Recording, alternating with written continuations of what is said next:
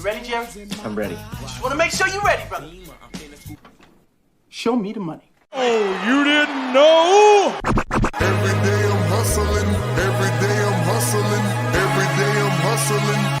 You put my shoes on, you wouldn't last a mile. Summertime, wintertime, I'm on the grind. Yeah, I got the ring, I'm the champ, I'm the genie of the lamp. This is the gift I was given, so I just live by my hustle. Keep me put in my pocket, it don't make sense, but don't make a profit. So I hustle, ladies and homies. Make money, money, money. All out here for a pill. Really tryna get this money for the real. I want to find the things in my life, so I hustle. It ain't over for me. No, it ain't over for me. Here comes the money. Here we go. Money talk. Here comes the money. Show me the money! Okay, let's go smoke that joint. What up, fantasy football hustler, back at ya. And we got another draft kicking off. This is a best ball draft. It is a fast draft, 60-second clocks. It's Superflex, it's IDP. There's 3 flex spots. Let's go. 420 crew members in the house. What up? We got our man Crispy in the house. What up, losers? Right here, Crispy. Right there. Dion in the house. What up, extra sauce? Ghost Monkey in the house. Salute to the crew. Let's get ready to smoke it up. And don't forget, you can feed the jukebox so you can get some songs played here. We're going to get some smoking going. We're going to get some drafting going. We got CMC Bijan Robinson at the 102. The highest I've ever seen him drafted. Oh, shit. Extra sauce. And we got Josh Allen off the board 3rd. You can't run on Twitch. What up? So, best ball. It's a fantasy football draft. Best ball is a format where you draft, and then every single week, the app makes your best players. The app makes your best players start weekly. So it is. There's no management involved, and a lot of people like it because we're all addicted to drafting, but the management ends up being a lot if you have a ton of what's it called, of leagues. So best ball is kind of like this nice sweet spot where you don't have to manage. These are $11 to get in, and there is thousands and thousands of dollars at stake. This is the 71st division drafting. No, this is for the 2024 season. This is we're kicking this off very, very soon.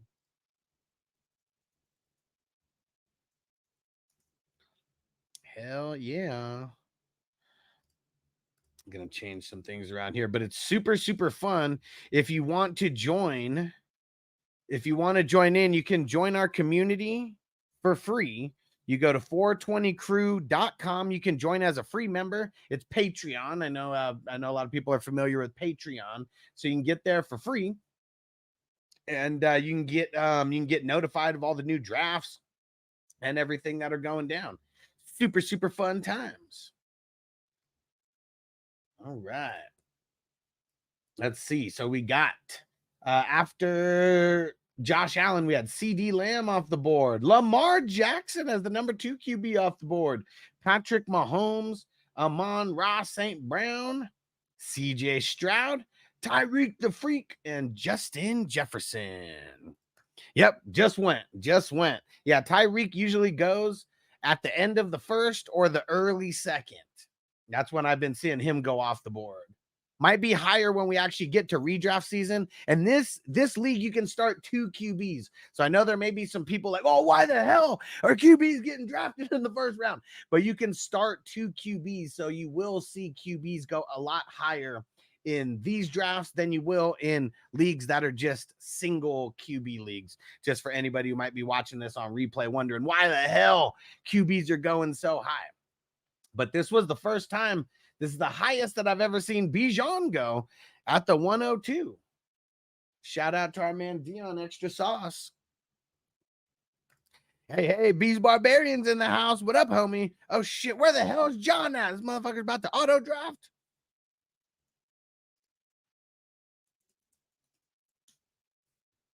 Dude.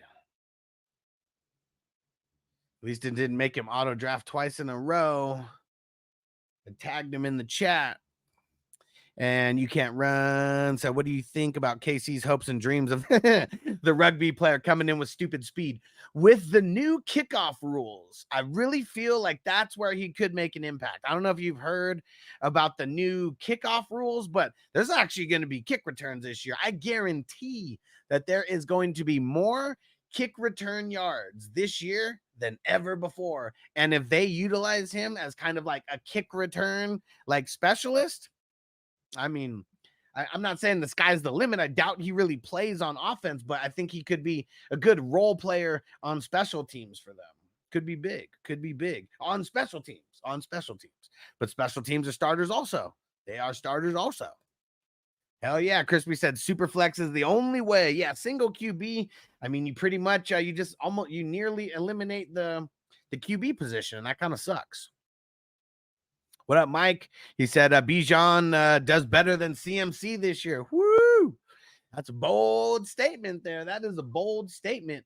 But the way that they are stroking him off, though, I mean, the Atlanta coaches, I mean, saying that, I mean, really all they've said is that they want to get him the ball as often as possible, which no shit. You better. Yep, perfect. Okay, you can't run already knows about the new rules. Yep, same as the UFL. Yeah, they copied it. I think they tweaked it a little bit. I'm not even sure exactly what they tweaked, but very, very similar. Yeah, they took it from the UFL. I said we need another Dante Hall, bro. Dante Hall, one of the best kick return, punt returners of all time. Dante Hall was the man. We were talking about kick returners the other day when we were talking about the new rules and how that could come into play for fantasy football and stuff like that. Yeah, Dante Hall was the man. Let's see what Mike say. Has a coach now that knows how to use them. Yeah, I mean, a guy like Bijan, I don't understand how a coach wouldn't know how to use him. You get him the ball as often as possible. Like, what else do you need to know? Like, he's a guy, you get him into open space, he's breaking it off. I know there's a fine line between like overusing, some guys. And let's see. So after Tyreek and Justin Jefferson, the 109, 110, we got Jamar Chase at the 111, Hurts at the 112, Breece Hall at the 201, Joe Burrow. Look at Ghost Monkey. He said my first share of Burrow or Chase, and you got the stack. Nice. Jahmyr Gibbs at the 2-3, and then Jordan Love. Okay. And Garrett Wilson, man. Garrett Wilson keeps moving up higher and higher. You can't run to special teams, special plays, special players. Yes, sir. If you're a star on special teams like that, I mean, that's where you got to shine sometimes. If you're, just cracking in. And I talked about how special teams, I think, is so underrated. I talked about a Chargers team that they were number 1 in offense, number 1 in defense in 2010, and they had the number 32 special teams, and they didn't even make the playoffs. Like, it's insane. Our man Mike took Puka. Crispy took AJ Brown. I mean, I would have taken AJ Brown over a Garrett Wilson as well. AJ Brown's just Mr. Consistent. He always has been, and now he's getting more volume. Saquon Barkley, back-to-back Eagles right there at the 208, and Jonathan Taylor at the 29. Let's go. You can't run to spelling Burrow the wrong way. He doesn't get his W back until he wins the Super Bowl. Oh, man. Yeah, I had super high hopes for Burrow last year. Like, such high hopes, man. I really thought with Orlando Brown coming over there, he's like the guy who creates like quarterback MVPs. And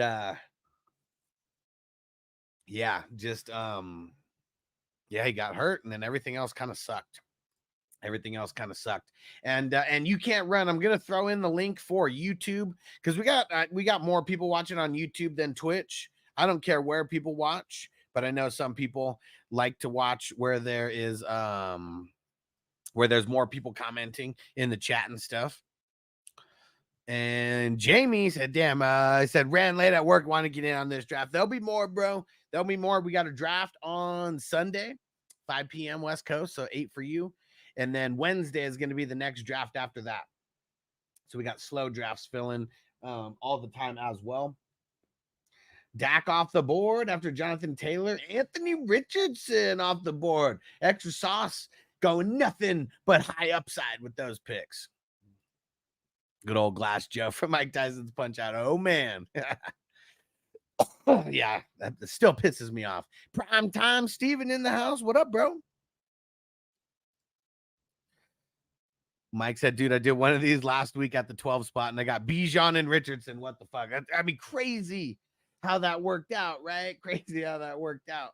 I mean, could have got Anthony Richardson at the 12 spot in this one, but yeah, crazy how far he fell. I mean, he's really good. I've seen Anthony Richardson go all over the board in the second round,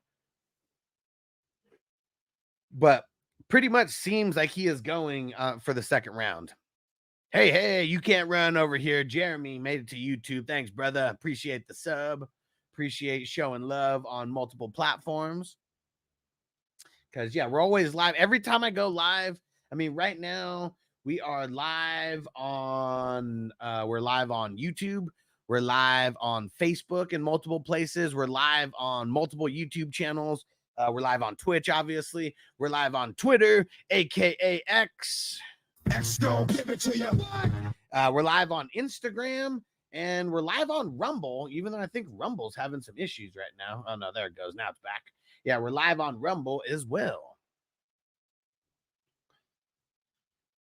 All right, let's see. So after, woo! This is funny because in the draft that we did on Tuesday, Marvin Harrison Jr. and Kyler Murray were picked at the 212 and the 3-1.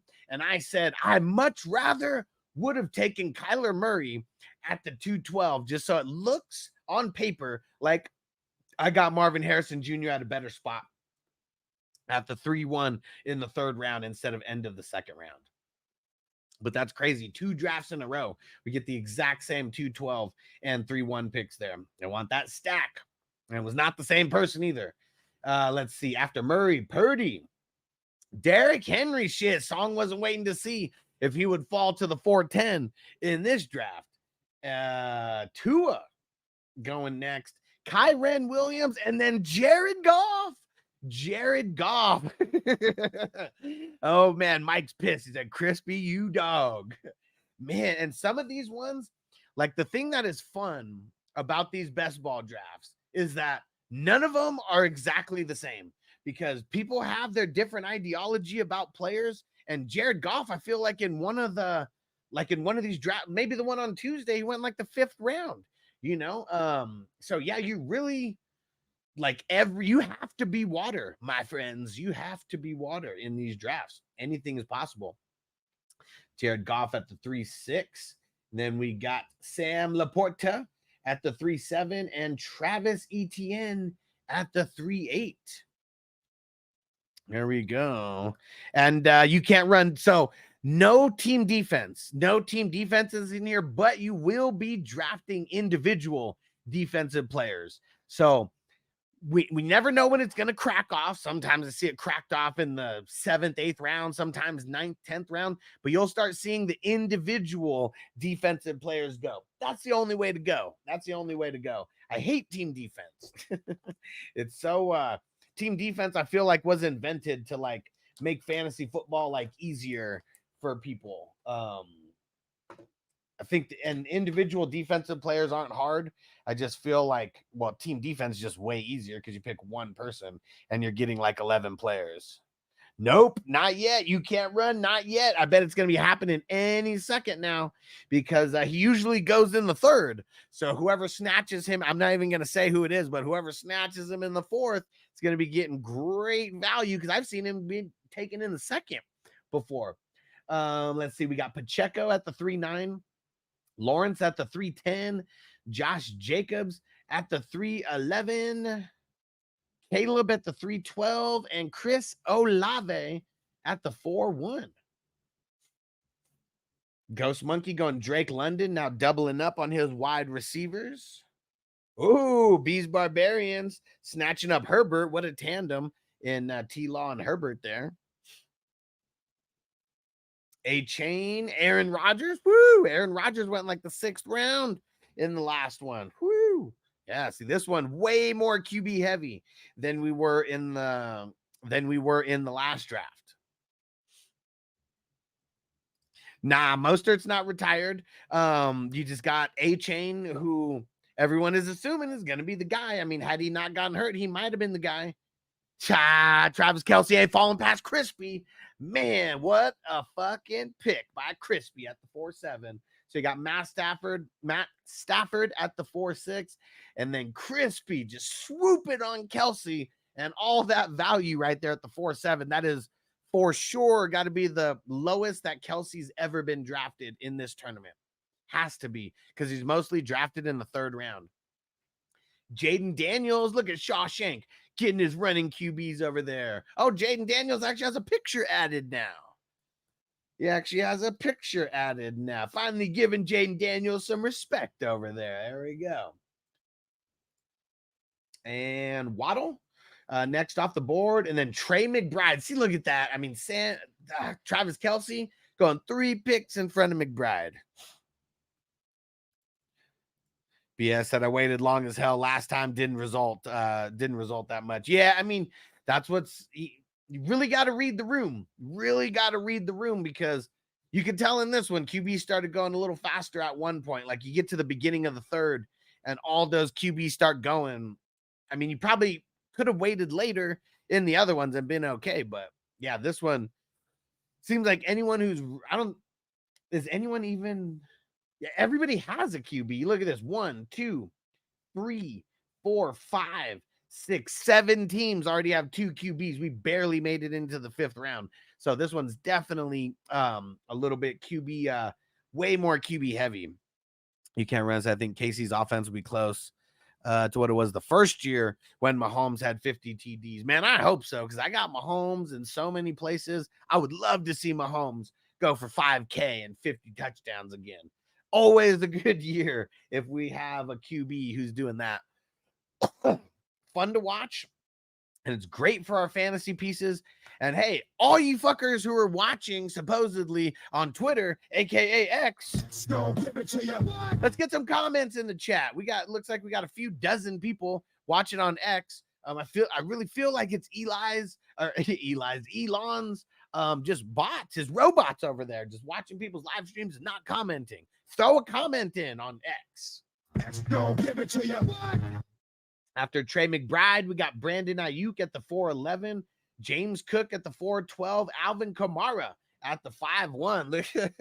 It was funny because on Tuesday, I think I gave someone a B+ on their running back room, and they had CMC, and I was like, I don't even know if I've given anybody a B+ with CM. Like usually if you have CMC, you're pretty much an A unless you like have no other RBs like at all, or maybe like trash RBs in addition to CMC. He wanted to make sure that he got an A for that running back room.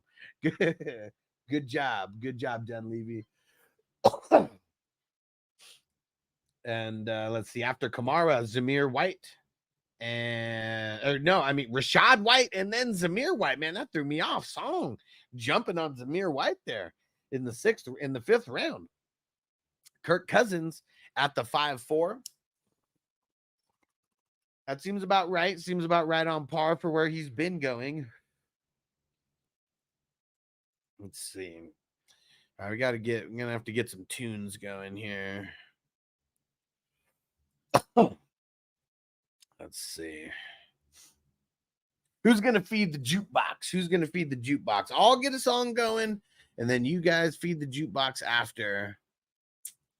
You know what? That was a good one.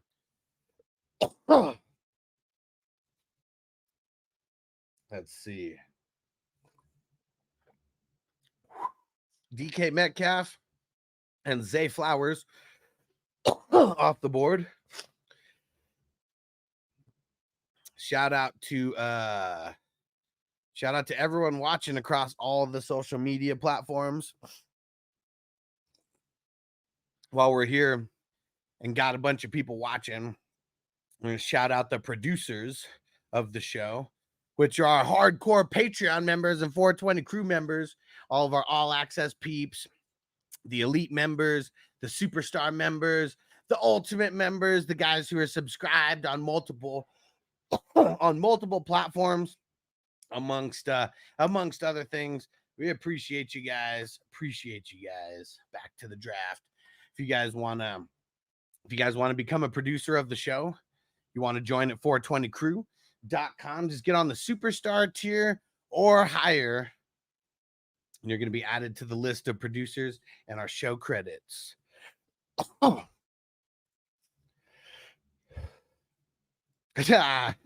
Mike said Swift at the 612. He didn't go running back there. That would have been funny if he would have did it. After Zay Flowers, we got Debo at the 612, and then we got Baker at the 7-1. Baker at the 7-1. Wherever you're watching the show, hit the like button, hit the share button. For all you fucks watching on X, hit that like button and hit that share button, you sons of bitches. Go do it. Do it now. All you Twitter fucks, do it now. I want to see some shit changing on that live stream. I want to know that people are actually like paying attention, like over there to the live stream, and actually watching. I mean, we got a few dozen people on X watching. Nobody has commented. I don't think anybody's liked the video. I'm going to keep talking shit about X because all you guys are fake bots over there for Elon. Do better, Elon. They should be sharing. They should be liking the post right now, and they should be sharing it. You can make the bots do that. Let's see. Dion, extra sauce, went with Amari the Pooper Scooper. We got Tank Dell off the board, and then Najee off the board at the 7-4. We're at the 7-4 draft pick right now. And the way that you can feed the jukebox, for anybody wondering, you can throw in some bits on Twitch. You can throw in the YouTube video as well, make it easier for me to find it. You can do it through Zelle. You can do it through let me see where else. You can do it through Zelle. There goes Song right there, supporting on Rumble. Appreciate you, bro. Yeah, Rumble's the other place where I really want to get people joining over is Rumble. Rumble is very, very similar to YouTube, except it's more hardcore. We could do more stuff there than we could do anywhere else. Daniela, what up, homegirl? You going to get into the draft with us on Sunday? We got another draft on Sunday at 5 p.m. West Coast time. You the man, Song. Thanks for feeding the jukebox. I'm adding your entries. I'm adding your entries right now for our next raffle. The next raffle is probably not going to be until the beginning of preseason, but we are literally like a month away from that. Literally a month away. Preseason, I mean, it starts right at the end of July. I mean, the first official game is going to be the Hall of Fame game that goes down on August 1st. And Daniela, join on Patreon, 420crew.com. You can join for free, and then you can download the Patreon app, and it's like our private social media app, and you can be in the loop, like on all the new drafts and everything. All right, after Najee, we got Worthy off the board. James Conner. Damn, Jonathan Brooks, he keeps going higher and higher. He keeps moving up. And there we go. We got Swift off the board at the 7-3 there. And Song, send YouTube videos. Yeah, I'm not sure. I think Matt is subscribed as well over there. I'm pretty sure he's a free member. But yeah, always better if you have it on your, if you have it on your own, you have your own login on the app and whatever. It's free. So both of you guys could sign up for free.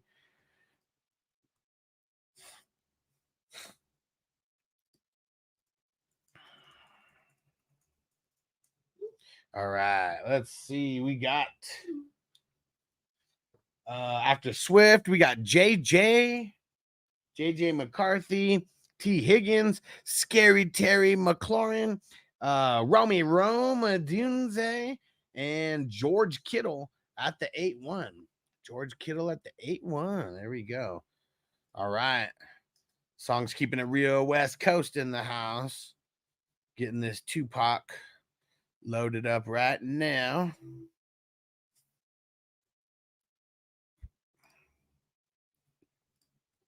Here we go.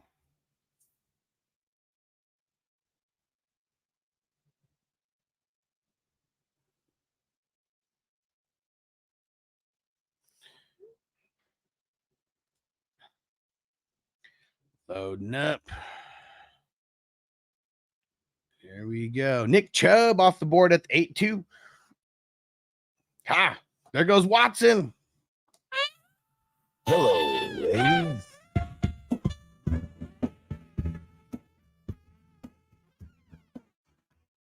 Let me know. Was that drop choppy? I know the shorter drops don't insane on how much quicker these the QBs are going off the board. Insane. That's why I just gotta be water. Gotta be water. Keenan Allen and David Njoku off the board next. Yeah, Mike said I'll make it work though. The 7 spot is hell though. Yeah, I mean, you guys, I mean, you have some, you might, I mean, I don't know if you have the dopest wide receivers, you know, in the like out of the draft, but I know you have to have like one of the best wide receiver rooms, like out of the draft.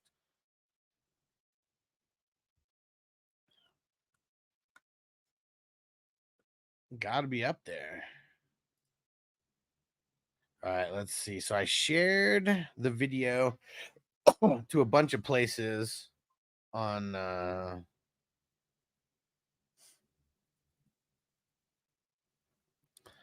I'm just checking to see if anybody commented on the post.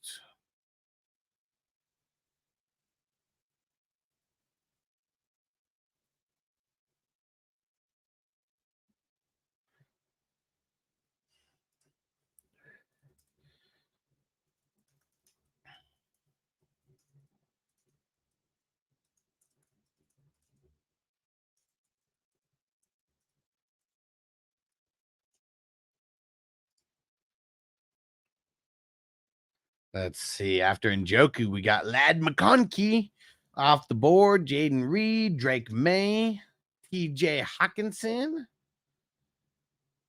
And I'm still waiting for all you people, all you fucks. Yeah, not all you people, all you fucks on X to actually leave a comment, like, or share. Let's go. Give it to you.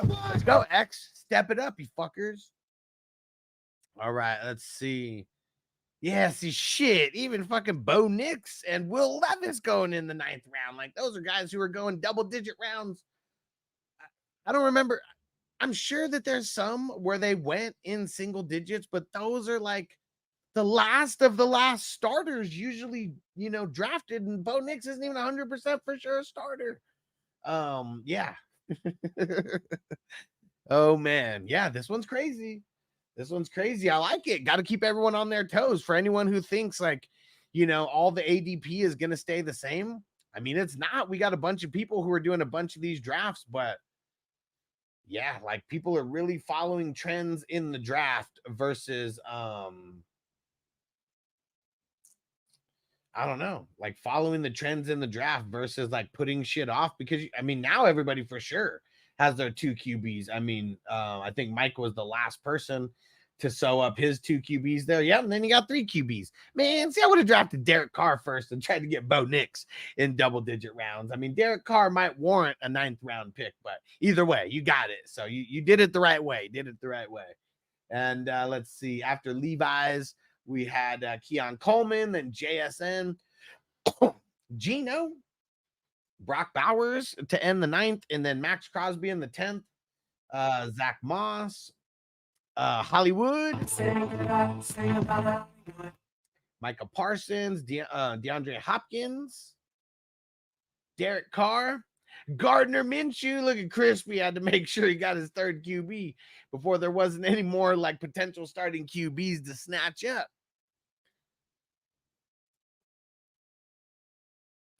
Man, a lot of social media stuff around Bronny James. Around Bronny James. Oh man. It's Oh man, I can't believe he got drafted. NBA is so trash. NBA is trash. I mean, there was a handful of guys who like, I mean, I don't know how guys are averaging like 2 to 4 points in college and they're even being drafted by the NBA. Like that makes no sense to me. Like I don't care if you're an ultra defender because you can't even play defense like that anymore. Like this, oh, Meal said I'm happy for Bronny. You could be happy for the kid, okay? But that's all he is. Like he's a kid whose daddy is like making things move. Like for him, the only thing that this draft proved is that white people aren't the only fucking privileged people out there. Okay, that's all this proved. Nepotism at its finest, man. And I know, and there was someone who was like, oh, people are talking shit about Bronny James getting drafted in the second round, but there's this bum in the first round who only averaged 2 points a game. He's a bum too. I just don't know who the fuck he is. I just don't know who he is. And that bum who only averaged 3 points a game got drafted that much higher than Bronny James. Like that just shows, oh man, see, even BS, even Bees said fucking Lakers, man. Dick Lickers, like, I mean, Lakers are a marketing, like they're just a marketing machine. Like that's what they are. Like they're not even a basketball team anymore. They're a fucking marketing company. Like that's all they are. Like they're doing these things to make fucking, they're doing these things to keep, said don't ruin the draft. I'm enjoying the draft. Man, this shit just keeps coming up and I have to talk about it. Such bullshit. Fucking Lakers. I know that there's a bunch of people who love it though. I mean, maybe it's like the old school heads, you know, like maybe it's the people who, I don't know, like maybe like if you're above Gen X or no, and if you're above Gen Z, I mean, if you're a millennial or a Gen Xer, I feel like you are going to hate the move. But man, they're really trying to appease the youth. Really trying to appease the youth is what it is. And Daniela said, who went first? Let's see. I mean, I didn't know like anybody like on this list. I know I don't pay attention to college basketball that much, but like I usually recognize some people's names. Like I didn't recognize like anybody's name. Zakari Rashaker? I don't even, it's like I can't even pronounce this motherfucker's name. Oh, he's from France. Okay. Oh, maybe that's why you got all these people coming. You got all these international players coming over. Maybe that's what it is.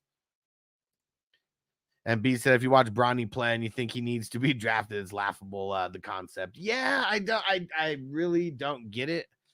And like, I feel like just because there's so many people like on like both sides of the spectrum that I'm probably going to be talking about it more. Because me saying Bronny is trash is going to be clickbait material, but he is trash. He is trash. It is trash. No, Matt, I think we were talking about the NBA draft, so I think she was talking about that. I could be wrong. She was here when we started the draft, and it was CMC. Let's see. Where did I leave off at? After Gardner Minshew, there's Raheem Mostert, then Roquan, Evan Ingram, Dion snatching Fields. He got the tandem there, got the Pittsburgh tandem. And then we got Ferguson to start the 11, Zaire Franklin, and then Spears, Bryce Young, Fred Warner, TJ Watt, Terrell Bernard off the board.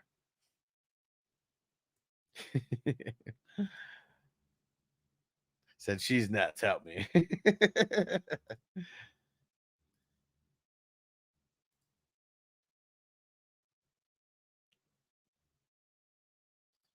All right. More and more. Yeah, every time you hear that beep, it's like Facebook. And just more things happening where I made a handful of posts and people are responding to it, talking shit. I love it. Love it. We want all the smoke. After Terrell Bernard, we got Taysom Hill, Tony Pollard, Rashee Rice, Romeo Dubs, Javonte Williams, and then Aiden Hutchinson and Nick Bosa. Man, John better get here. He's going to have like 1 billion IDP players. He's one person shy of his starting offense. Man, draft one more offensive player for him.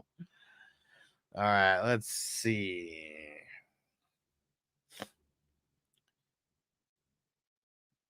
What else are we gonna get here? Let's see what other songs we got on here.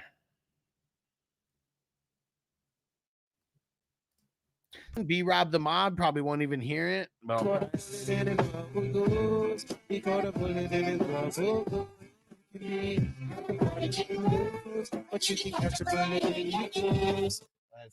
Then we got Eckler. Damn, Brian Robinson and Eckler going back to back. And Mike was pissed. I guess he wanted Brian Robinson there. Mr. B-Rob the Mob. Yvonne Pace and Jerome Ford. When I say in all most likely of times too.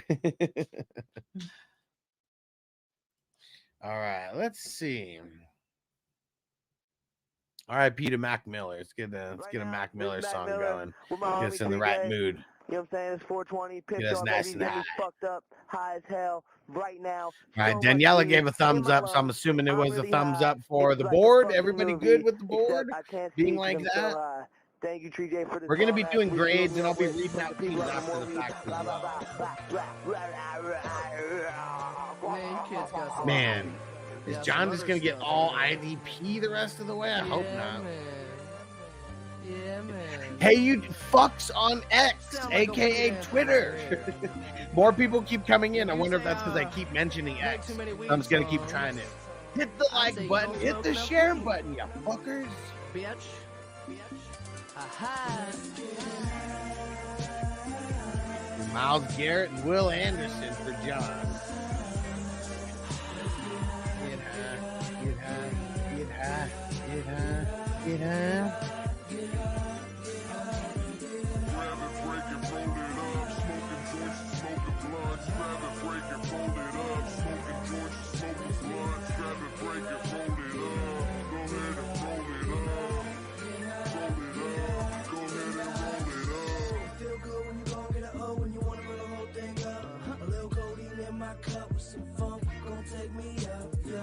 I'm trying to get lifted. Are you with it? Cause you ain't ever been this high before. I'ma light my weed, inhale then blow that smoke.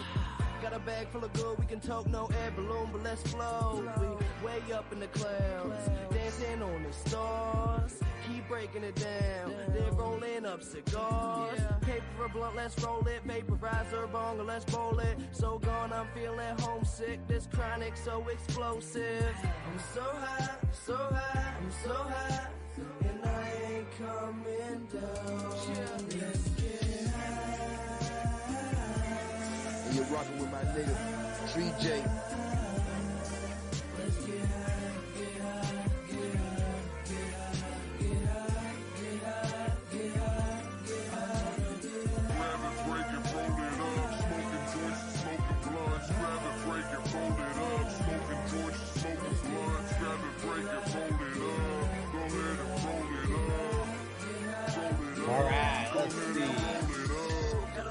Chase Brown, Quay Walker. He's always swooping on Quay Walker late. I like it. I missed B-Wags. Man, look at Ghost Monkey swooping on B-Wags. Let's see. Daniil Hunter, Tyrell Dodson, Blake Corum, and Tyrell Lockett. Trying to get jet skied, my bong with ice but no Gretzky. You trying to get high with me, travel 30,000 feet into the sky with me. And wherever you guys are watching, hit the like button, hit the share button, hit that like button, hit that share button. Go in the comments if you haven't already. We want to know who's here smoking with us. Uh-oh, there goes Leggett. If you want to come show some love, just smoke my drugs. Hey.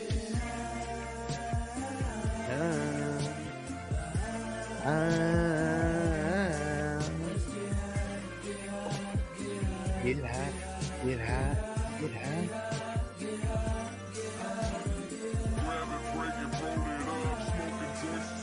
Smoke it up.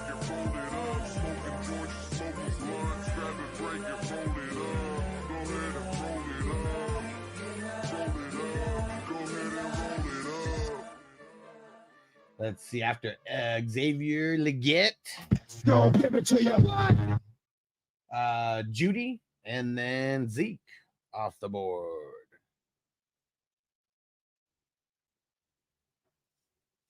All right, man. So there's going to be, let me see. There's going to be some kind of, I think, yeah, hot boxing something. I forget what it's called, but there's going to be some kind of fight going on at a dispensary and like a sanctioned like fight, you know, and a whole kind of event.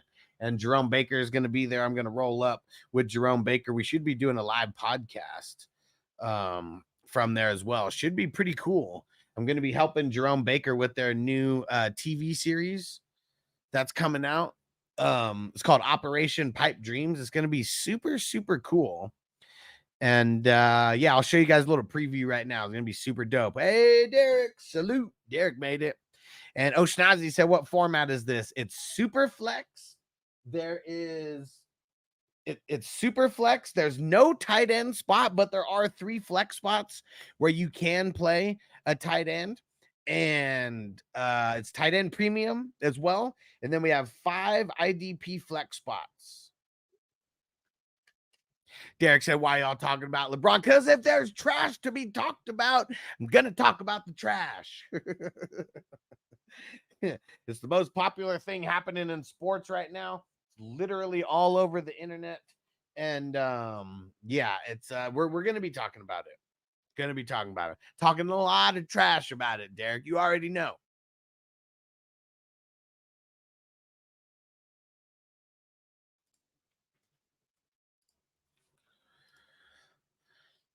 Let's see. What the hell was I doing?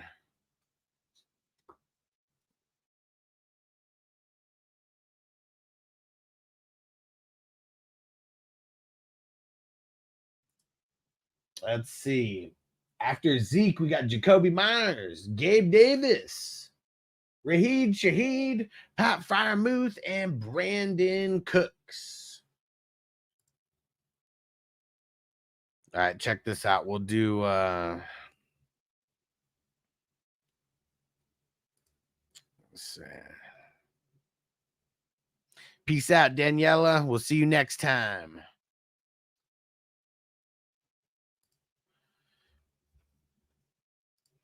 All right, check this out, guys. We'll get you a little 30-second preview of the show to come. It's a 2-minute clip, but I don't want it's just so long. We're just gonna do a little quick show, quick peep at it. This is Tommy Chong. We have invited 12 of the most legendary glass blowers in the world to take part in a dope competition. Operation Pipe Dreamers. How do you prepare for a competition like this? Weeks and weeks of stress and heartache. I smoke a lot of weed when I prepare for any competition. I do bong hits and percolate magical ideas. Everything I've done is built up to this. There's only so much you can fake, you know what I mean? Got the lights on you, you gotta either perform or you don't. It's gonna be super fun to watch. And I'm going to be hanging out with them. We're going to be doing live streams before. I'm going to be hosting the live stream. And Jason, I mean, he's, you know, is always pretty much like the artist of Jerome Baker, the Jerome Baker designs. And so it's going to be super cool. A lot of cool things coming, guys, this summer. Will said just started short about Bronny. It's a ritual why he was picked at 55. And Camacho King James is 55, and there are other references. But I digress. NBA sucks. Bring on the NFL, baby. Yeah, see, that's why, man. That's why we're not that. I mean, fuck the NBA, man. Like, NBA is so whack. Like, I mean, there's a hint. It's crazy how you got to be an international player to get, and I mean, or your dad be LeBron James, one of the two. Got to be coming from an international squad, or your dad's got to be LeBron James to get hype coming into the NBA now. And Ghost Monkey said, hell yeah, I can fuck with this player. Hell yeah, it's gonna be a good watch. And I'm gonna be hosting the live streams with Jason from Jerome Baker. And yeah, it's gonna be super dope because we're gonna be like live streaming before the premiere, and then the premiere is gonna happen, but we're still gonna be live. So it's like everyone's gonna be able to watch the premiere at the same time. Gonna be super, super interactive. and gonna be a lot of fun. They said they're gonna be doing like raffles and stuff like throughout the time as well. I don't know all the specifics on that, but I know the first episode, I think he said, is gonna drop on July 9th. That's when this whole weed event is supposed to be going on. Hell yeah, Derek said that's what's up, Puss. Hell yeah, it's gonna be fun. It's gonna be fun. Anyone who's into bongs at all, rigs, I mean, it's gonna be it's pretty much the most insane glass blowing competition that has ever been created as of now. And there's more to come. More to come.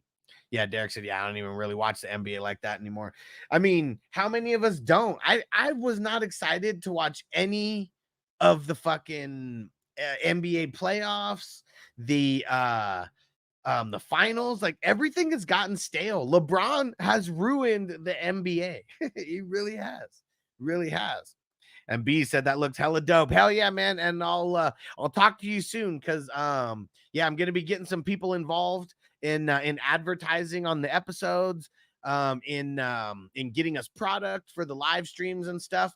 And shit, if one of you guys could make it up for one of the live streams, shit, we'll get you guys on the actual episode, you know. And if you guys are there, then you can bring product. We'll be smoking. You guys get to talk about wafers and all that. So it's going to be yeah, it's a 6-part series, and the first part is going to be released on July 9th, and then I'm pretty sure it's going to be like every single week like after that. So yeah, lot of fun things going to be happening soon. Get ready, guys. Derek said, "What? Or no, Will said, wasn't it the lowest watch finals in NBA history? So close. I don't know. I didn't watch either, but I know that there was something about. I mean, they said that the women's national championship game and the Caitlin Angel Reese game got more viewership than most of the NBA final games. I don't know if it was all of the NBA final games or the average of the NBA final games, but it was something of that nature where Caitlin Clark in the championship and Caitlin Clark versus Angel Reese is more popular than the NBA finals. Like, let's just let that sink in. Like, that is just crazy. It's crazy to think about. And Derek said, when I actually think about it, you're right, Huss. Ever since he pulled the dream team in Miami, it's been asked since, for sure, because then KD pulled the bullshit. Like, when I stopped watching the NBA, I was a hardcore Oklahoma Thunder fan. And really, because like being in San Diego, I mean, the Clippers haven't been there since before I was born. So like, I was always treating NBA kind of like, I didn't even play fantasy basketball or anything, but like the teams that I would cheer for, like I had to be invested in them. So like one of the teams I was heavily invested in back in 2005-06 was the Suns. Like before they really started being on the rise. Same thing with Oklahoma City. Like the first year that KD went over there, I was like all in on Oklahoma City. I was like, man, they're like, KD's gonna be like the best ever. Like I just feel it. I feel it. Like Greg Oden, who?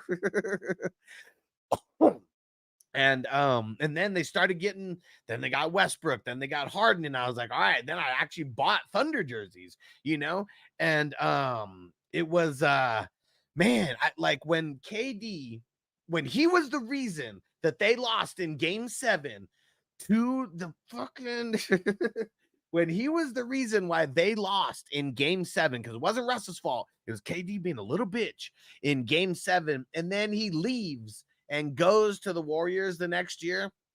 I mean, you already knew that they were going to get a couple in a row, but like, yeah, it just ruined everything, man. It ruined everything. And yeah, but yeah, Derek, for sure. Ever since the dream team in Miami, and you know why? It's because of all the hype. It was nothing but hype. LeBron, we're going to win not 1, not 2, not 3, not 4, not 5, not 6, not 7. He made sure to get to 7 to make it seem like they were going to be better than the Chicago Bulls. And then he had a performance where he only averaged 17 points or something in the finals that they lost to the Mavericks. Yep, Bees, we'll talk soon, bro. Even after the draft, if you got some time. Bakes, what up, homie? We're talking shit about the Lakers. Don't you fuck with the Lakers? It's going to make me go back to my Laker trolling ways.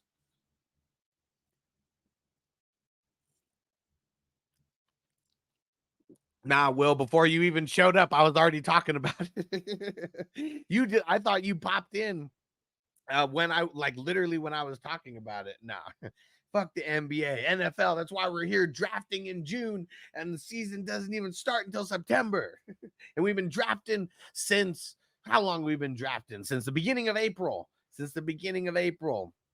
Next year, we might start the tournament right after free agency kicks. He said, okay, I was late getting in. Yeah, I was already shitting on him.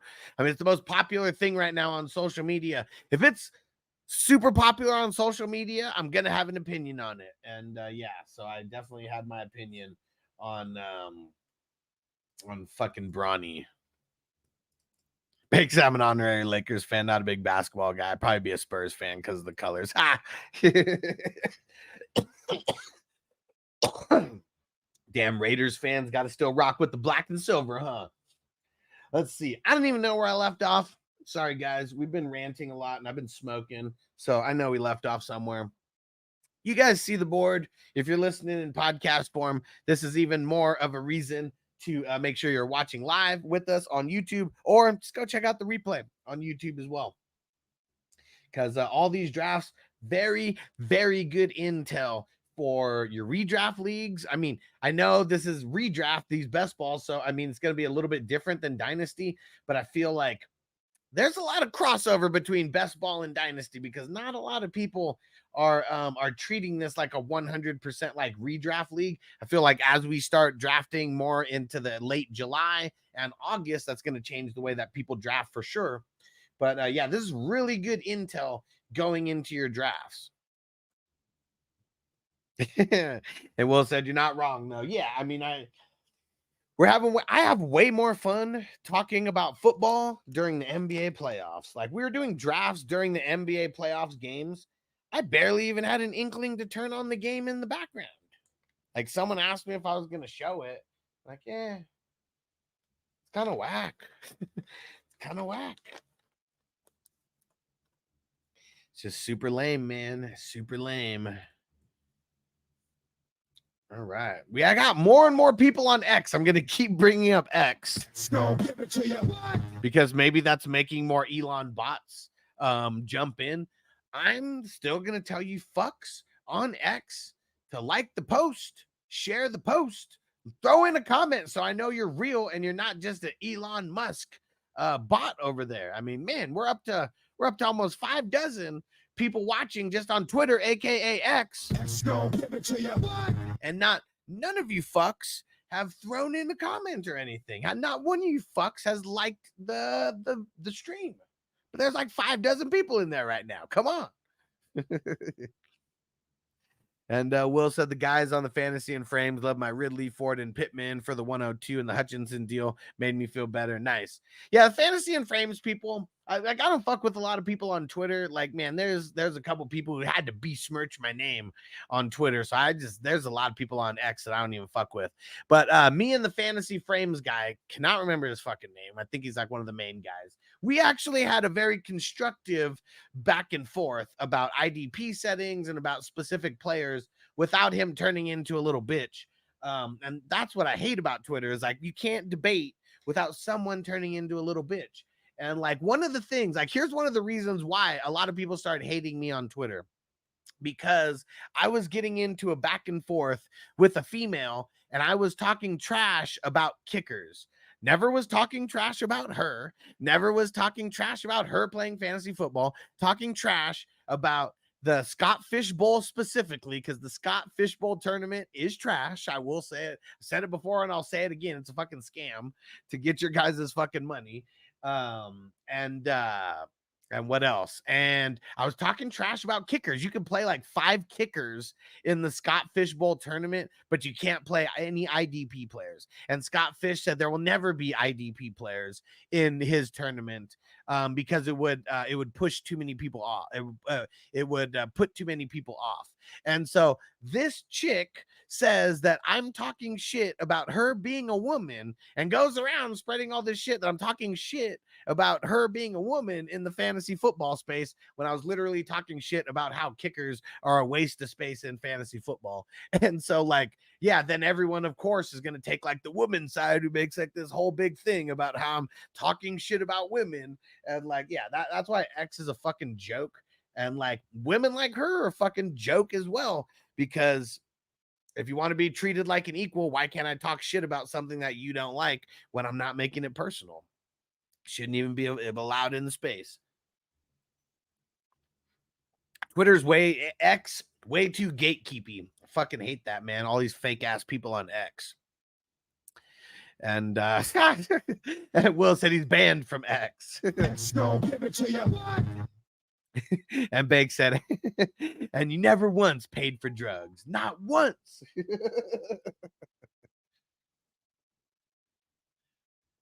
Oh, man, this shit's funny.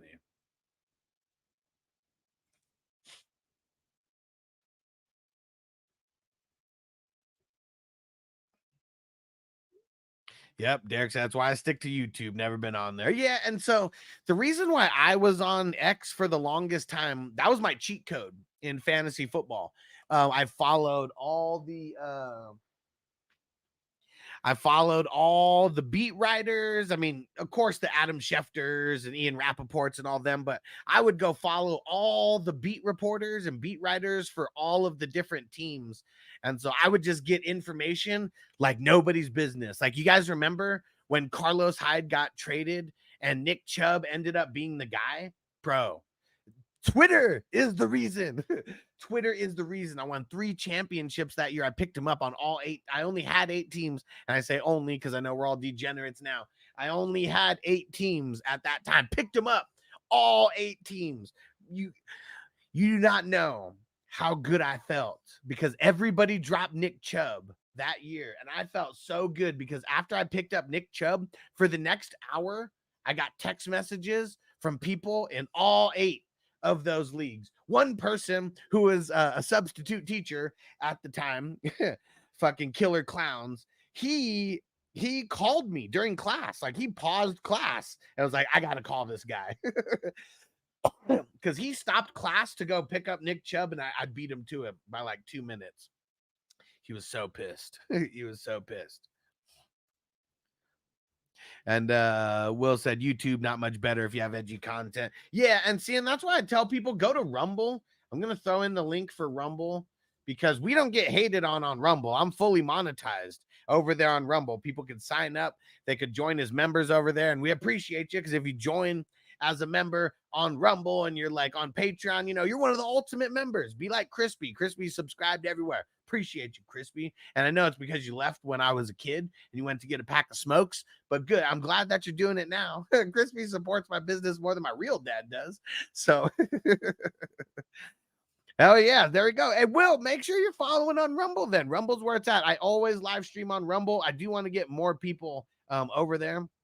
Yeah, Matt, Rumble it's like literally just like YouTube. I mean, YouTube actually bought Rumble at one time, and then it was like it pretty much died. And Rumble, like the owners of Rumble, they're like, hey, can we buy Rumble back from you for like $1? And YouTube's like, fuck it, $1 is better than 0. and then Rumble got bought back by Rumble. Like now it's actually getting a little bit of steam. Getting a bit of steam. Yeah, it's free, Matt. It's free. Join up. Hey, John in the house. What up, bro? What's going down? You getting ready for the NFL season? Are you as hardcore into the NFL as you are into the UFL? And I'm assuming college football because you're in Alabama, right?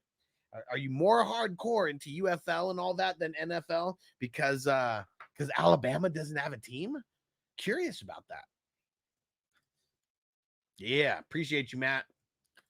Yeah, Rumble's way better than Facebook. Way better than Facebook. Anybody watching on Facebook, I say jump on YouTube or jump on Rumble. When you watch on Rumble, the show actually gets a kickback. Okay, that's one thing. When you watch on Rumble, the show actually gets a kickback. And they pay higher ads than YouTube does or whatever. And I mean, the ads are like 10 seconds. So you can you get rid of them real quick. over there. John said, roll Tide. He said, I'm all UFL in college. I feel it, bro. I feel it. Hey, if you can get a bunch of people to do roll Tide squares, I'm sure I can get a few people to do it. I would do a weekly a weekly sheet for roll Tide. We can keep it the same where it's only 25 squares. I bet we can fit it. I bet we can fill it. Because, yeah, during the season, heavy NFL. And Matt, I'm gonna message you the link directly, Matt. Because I don't know why when I post in here, it doesn't fucking... I have no idea why it doesn't share it to Facebook the right way. So I just texted it to you. I just texted you the exact link to this show. It'll make it easier.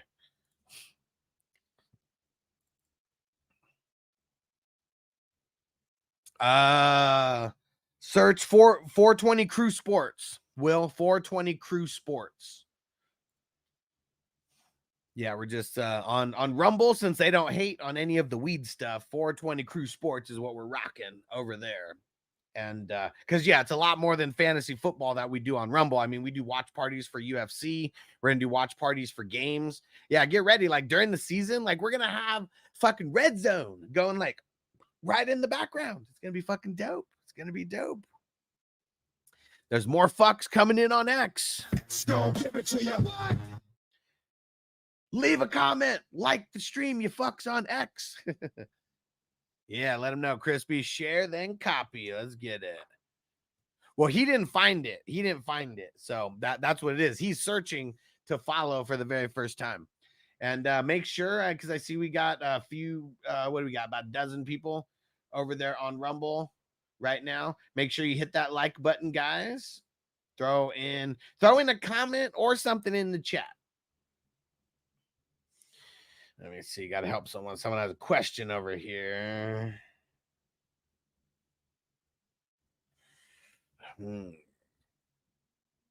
Let's see.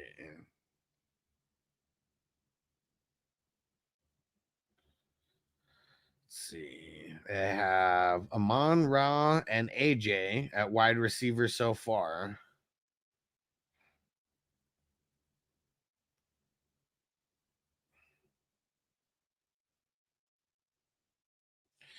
Yeah, so they're probably going QB and RB.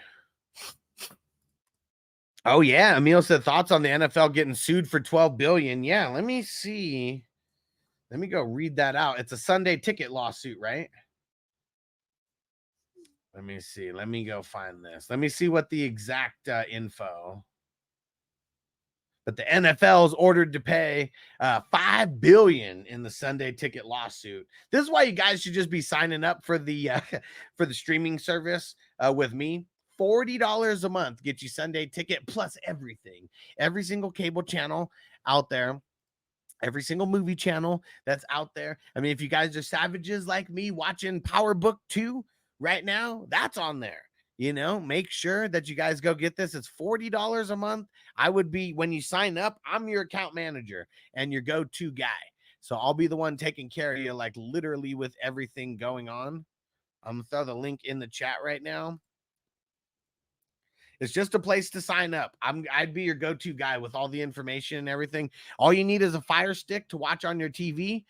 You can also use it on your phone and then cast it to your TV if you have a smart TV. If you watch it on your phone, you can watch it on your iPad. Unless you're out in the fucking middle of nowhere like Crispy is, and you have like, I don't know, like your upload is like 2 megabits per second or whatever the hell. Like you probably can't watch it. But outside of that, you're going to be good. And John said, I want a consultant for a fantasy NFL league. Bro, that's what I do. That is literally my business.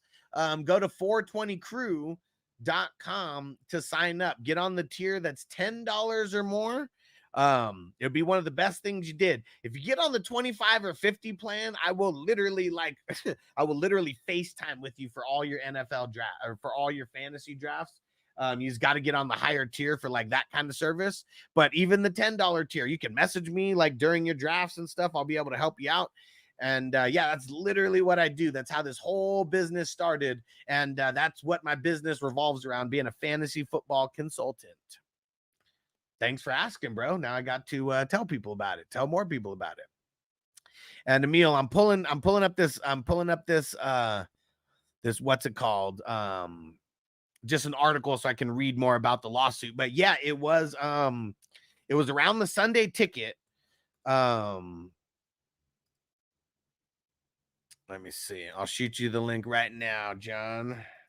And he said, I'm in for the 50. You the man, bro. You the man.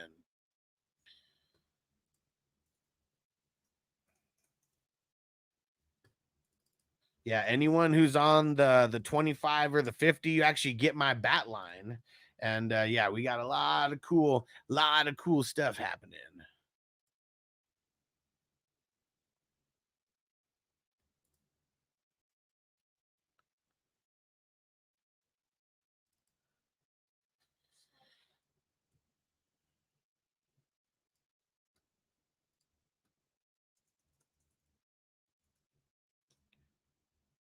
All right, so got it. Roll Tide. Big said fucking Pops stays catching strays in the boonies. Hell yeah. Somehow, like in the middle of nowhere.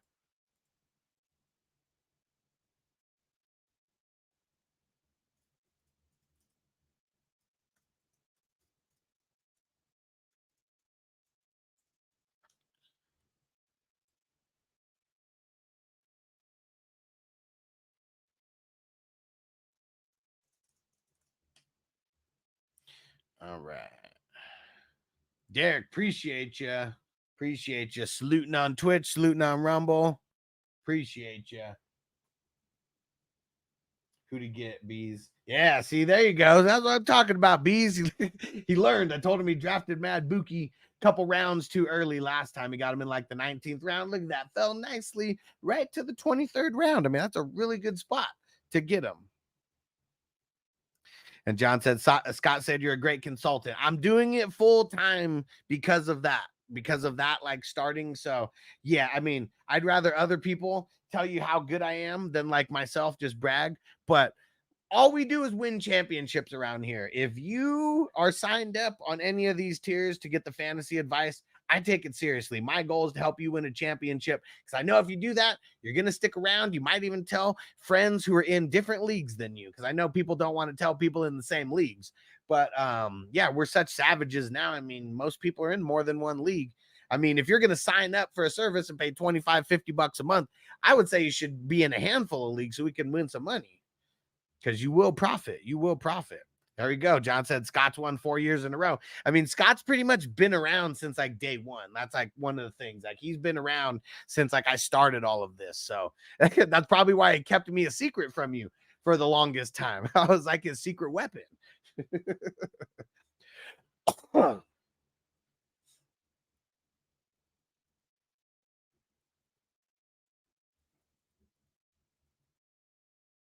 But yeah. Bake said, Alex, gonna give it to you. Give it to you. And John said, nah, I'm hip. Yep.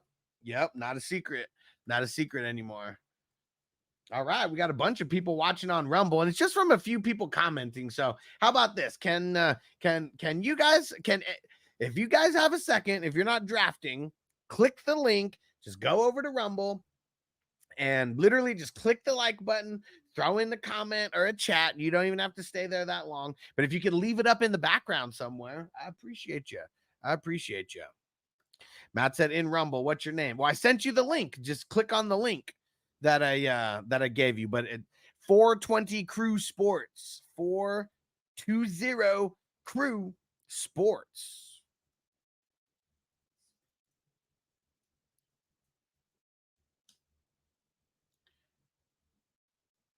There we go. Let's throw it up there. 420 Crew Sports on Rumble.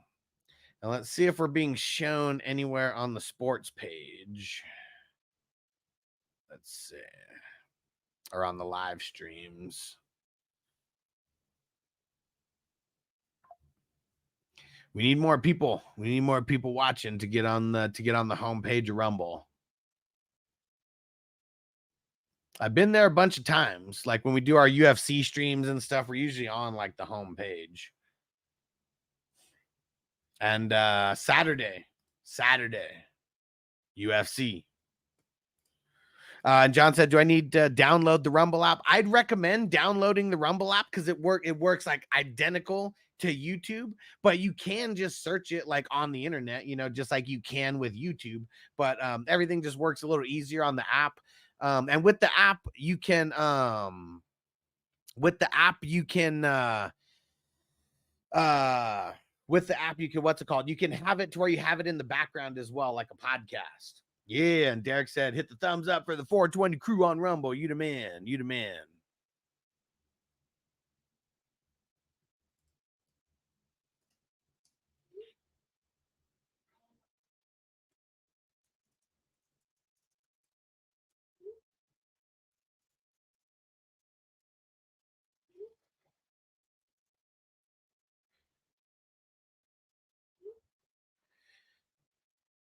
There we go. Bake said, all right, I'm back from Rumble Land. Appreciate you, brother. All right. I think it's going to be time to smoke a little bit more. Let's see. We're getting down to the nitty gritty. What are we in? Yeah, see, now it's so small. I need to like zoom in to like read it. Let's see. We're on round 23. I thought we were already in round 23. We're in round 23 now.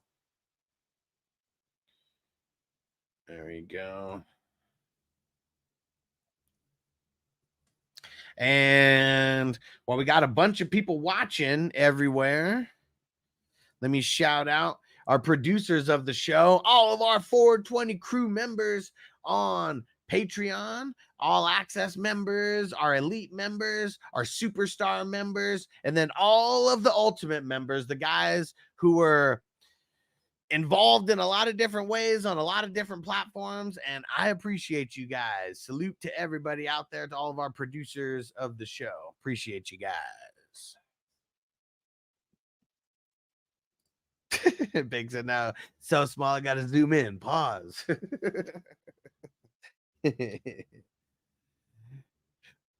Big pause. I need to get we need to get a sound drop for pause, because I'm sure we could get like the exact pause. We can get like the exact one.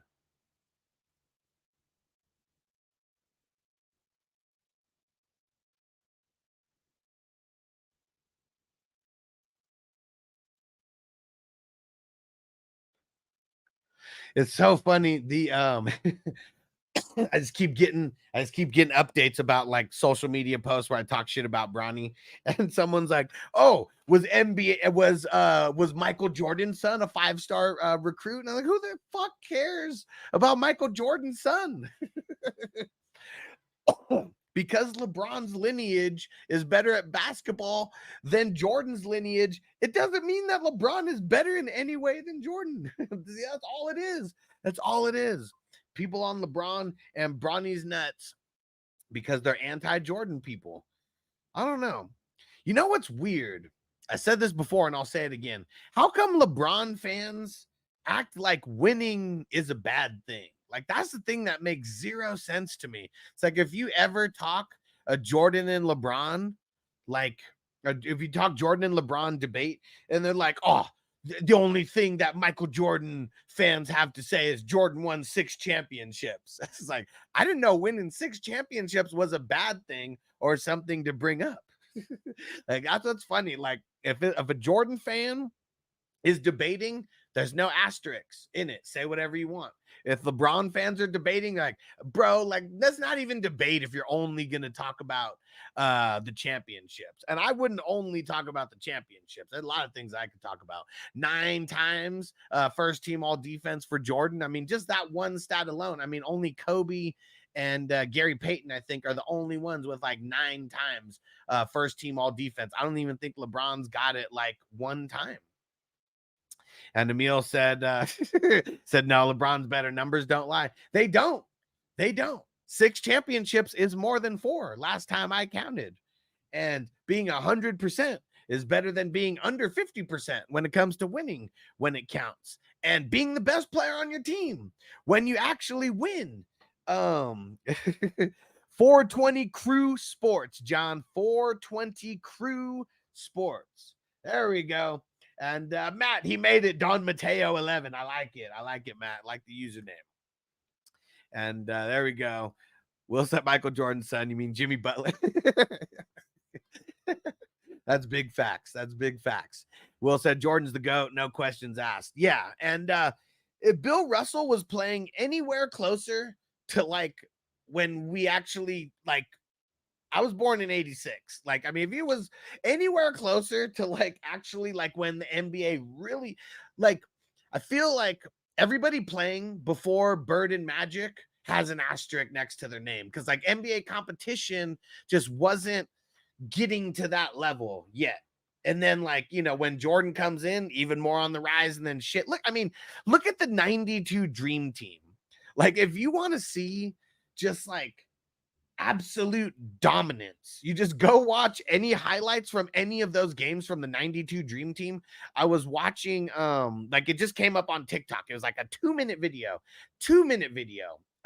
where they were just literally showing like, I don't know if it was like all the offensive buckets, but like they were scoring so easily and they were all making the extra pass to like score easier.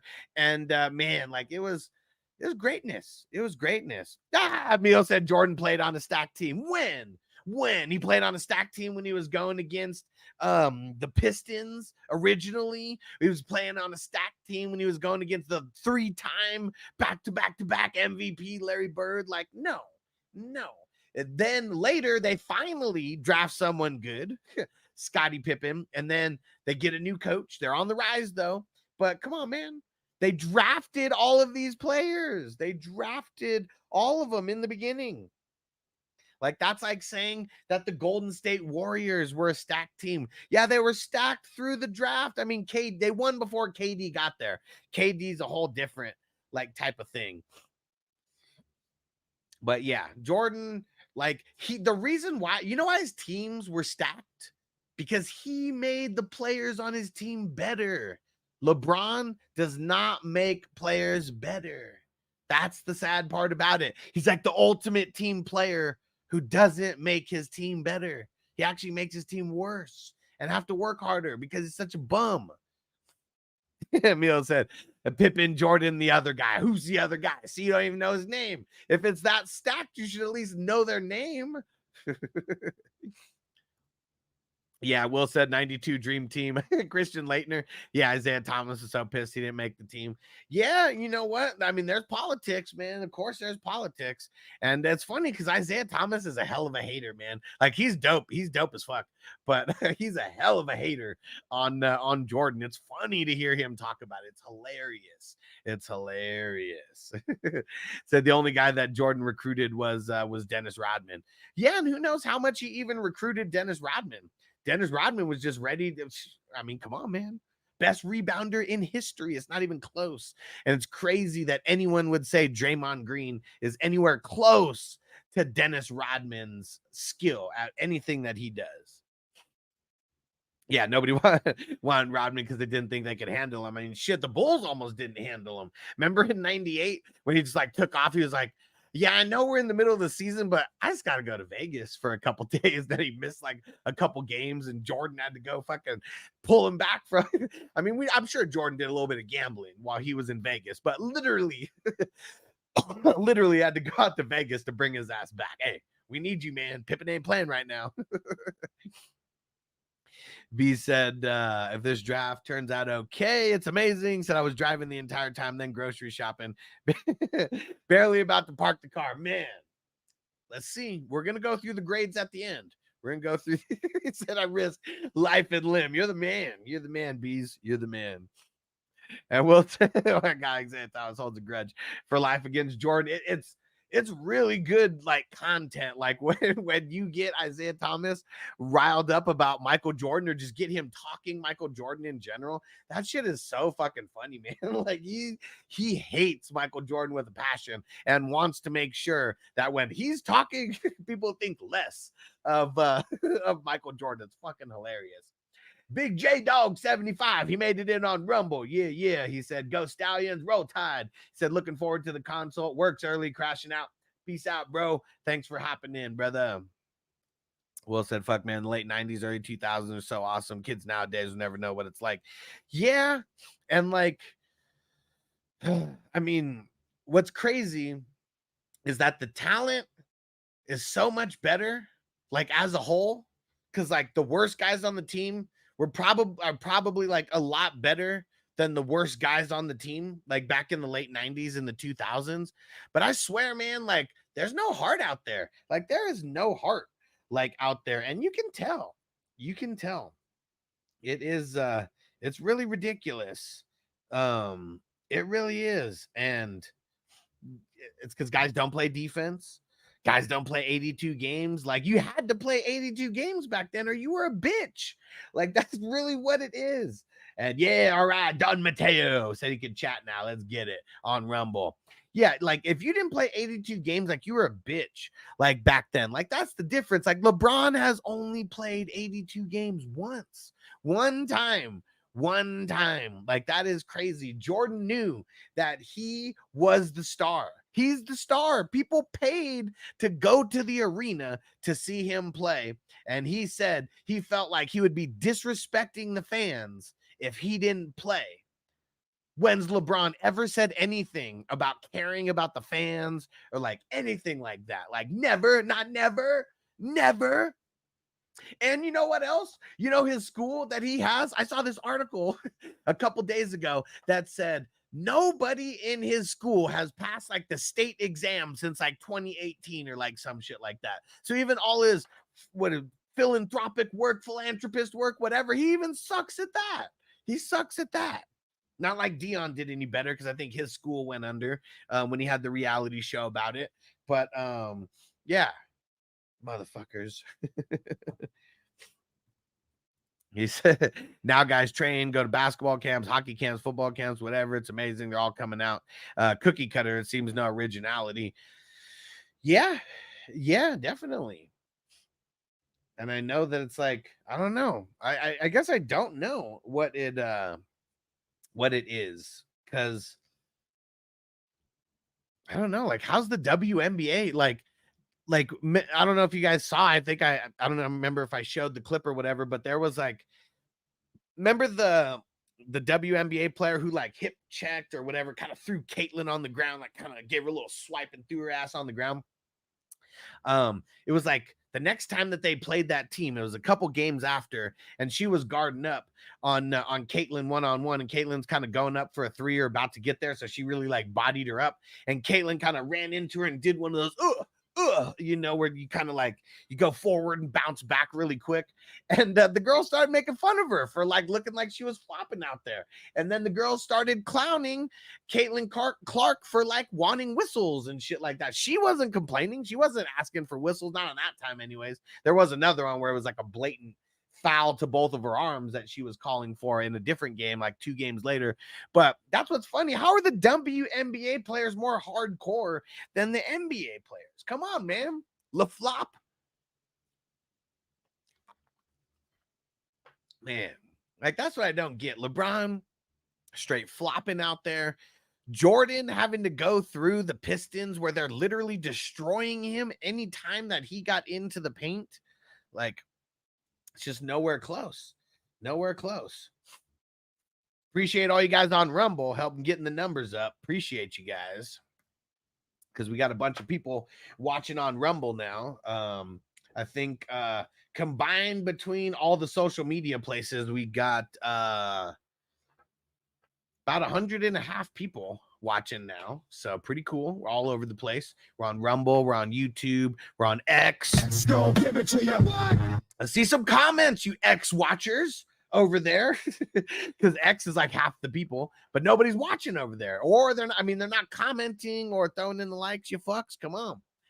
And Will said 100% on LeBron's school, just doing it for likes and the so-called humanitarianism. Man, I wish I could create a school and say I'm doing it for good, but if all the kids fail, I'm a failure. Yeah, and so like, and I don't know, like there's so many people who are like, oh, LeBron's so much better than Jordan because like he's investing into these schools and stuff. Like that's why he's better at basketball, because he's investing into these schools.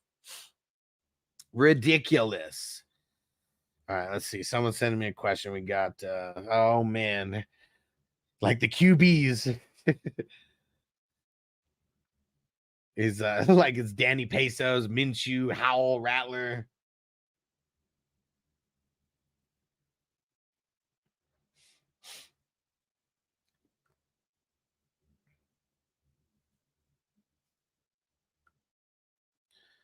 All right, let's see. Guess we'll remove that one out of the way till we get going a little bit more. All right. We're getting close. We're getting close. We only got 3 rounds left. 3 rounds left.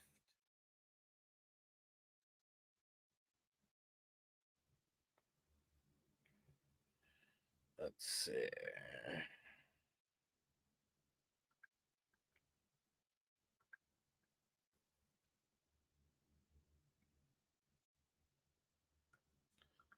All right.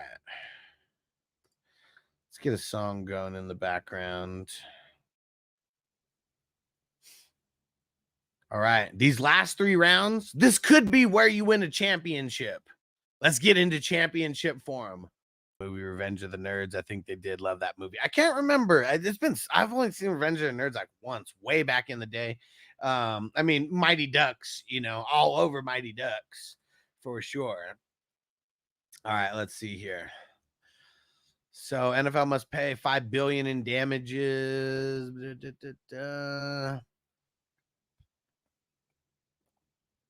Let's see. It capped a month-long class action trial, almost a decade of legal wrangling.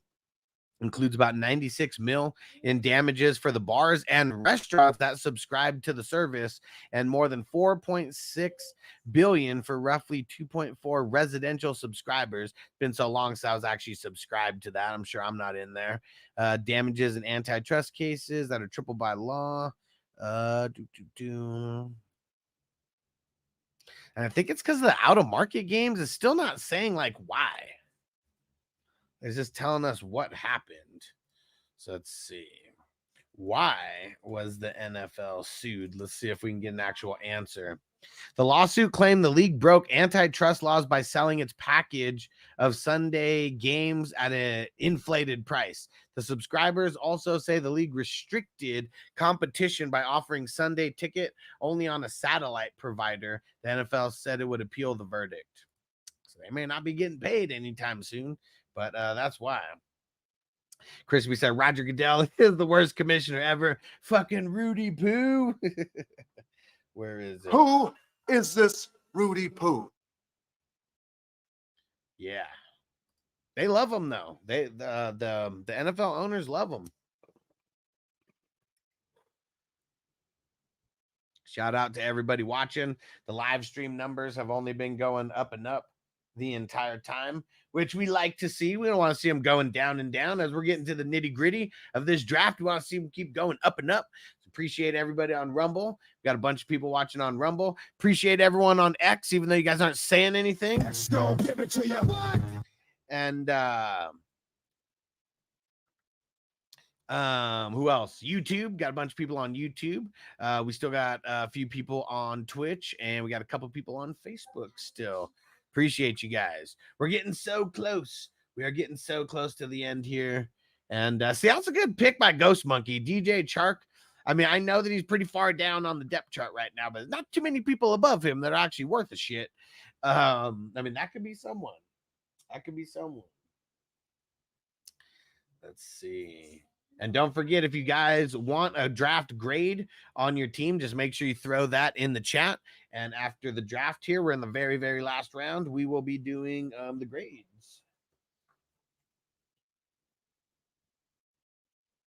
Appreciate the new follows on Rumble. Hey, Toyota One made it. What up, bro? Time to smoke. Off work, time to smoke. Let's get it. And hey, Rob B in the house. What up, homie? Thanks for hopping in. Thanks for hopping in. And let me see. Did you let me see.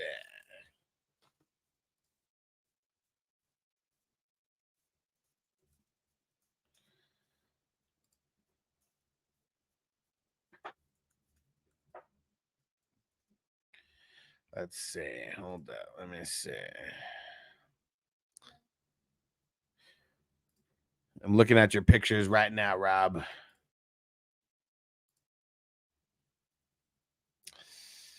Yeah, you know what? It's gonna be. Yeah.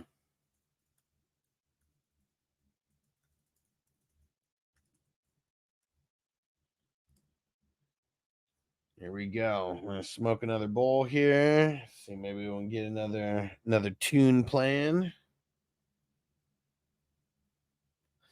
Let's see.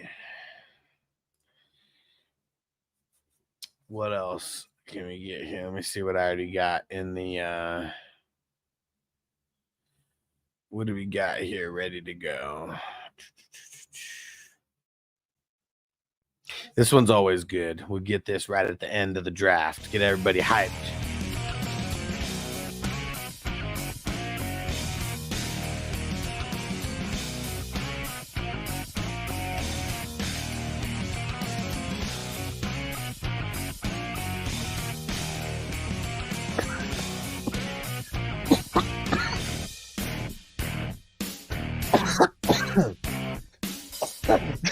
Matt, who the hell are you talking about?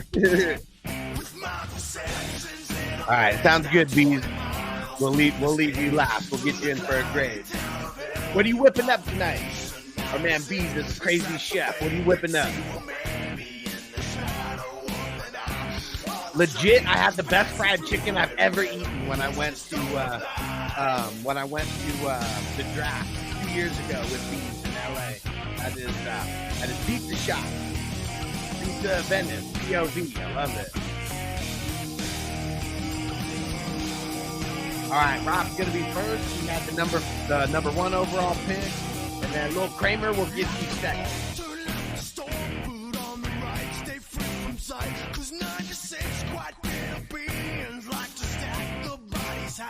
Yeah, what do you think about the auto team? Yeah, how long were you autoing Lil Kramer?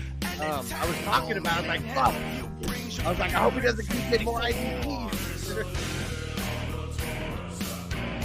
Yep, Rob, you're going to be first. Lil Kramer will be second. All right, sounds good, Tim. So you'll be third for the grade.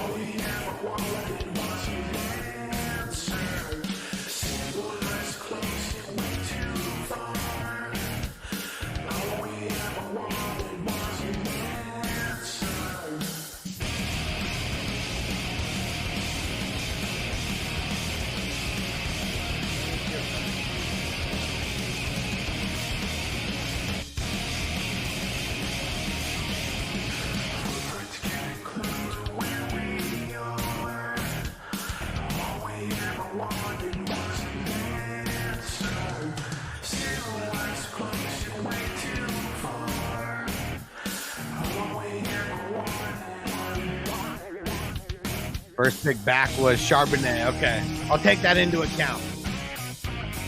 Gosh, Tim said also Jordan the GOAT.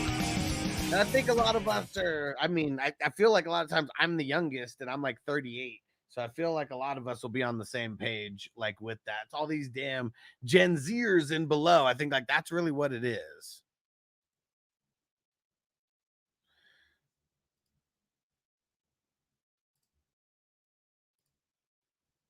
B said, man, I wish I had that right now. Man, that fried chicken was so fire. So legit the best fried chicken I've ever had. I'm not going to say I've had like amazing fried chicken, because I know some people, just depends on where you live. I've had some really, really fire fried chicken, and it's not even blowing smoke. That was like legit the best fried chicken ever. I just wanted to keep going back and getting more. All right, there we go. Got you next, Song. You'll be after, you'll be fourth.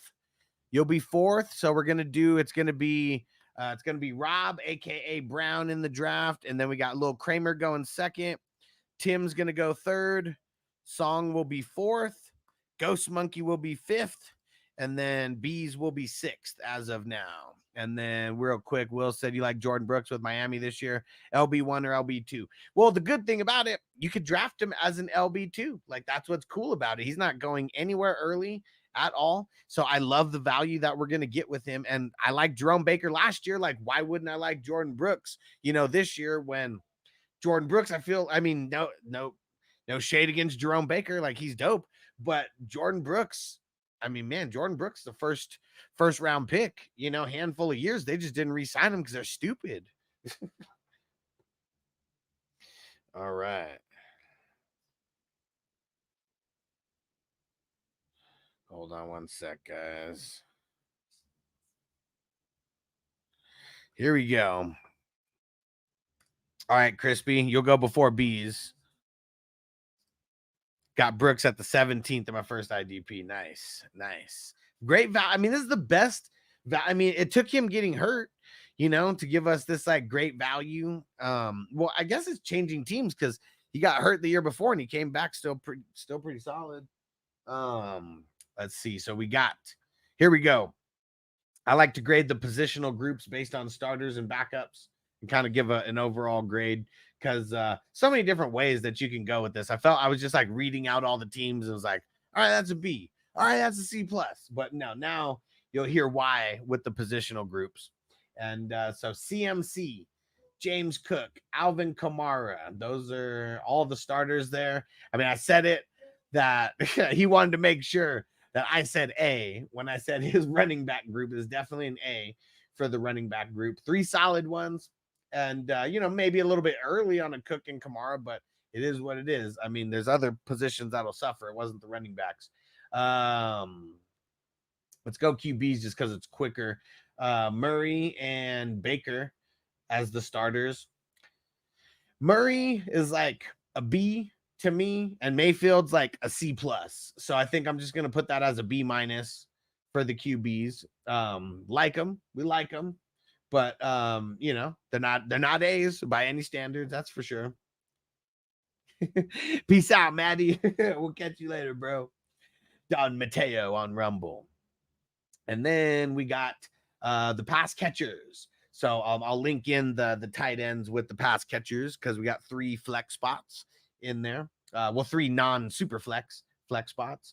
Marvin Harrison Jr., Deebo Samuel, Chris Godwin, Keenan Allen. And Ferguson just brings it down, man. I hate Ferguson. He's trash. But dang it. Hold on. I hate that when I do this.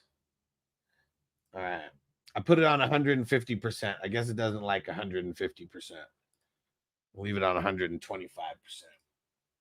So Marvin Harrison Jr. is not an A just yet. He's kind of like a B- to me. He kind of doesn't ruin any of the average, but I almost don't like make the average go up because of him yet, because we don't know what he's going to be for the full season. We know his potential, we know his hype, and we know his upside, and that's why people go get him, but I can't grade you super high for him just yet.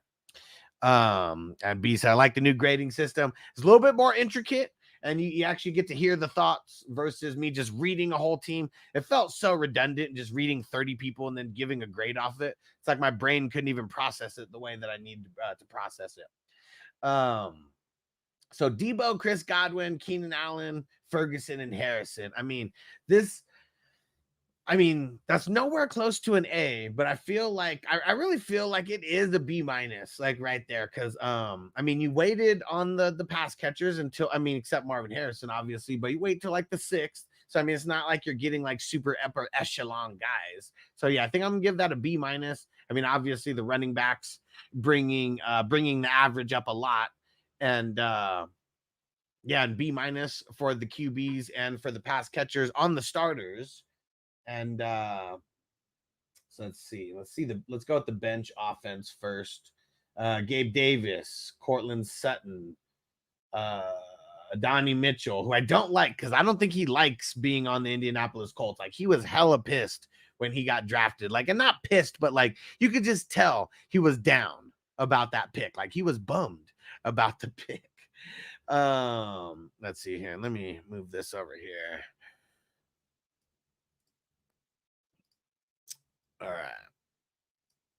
Let's see. Where did I leave off at? Adonai Mitchell, Wan'Dale Robinson.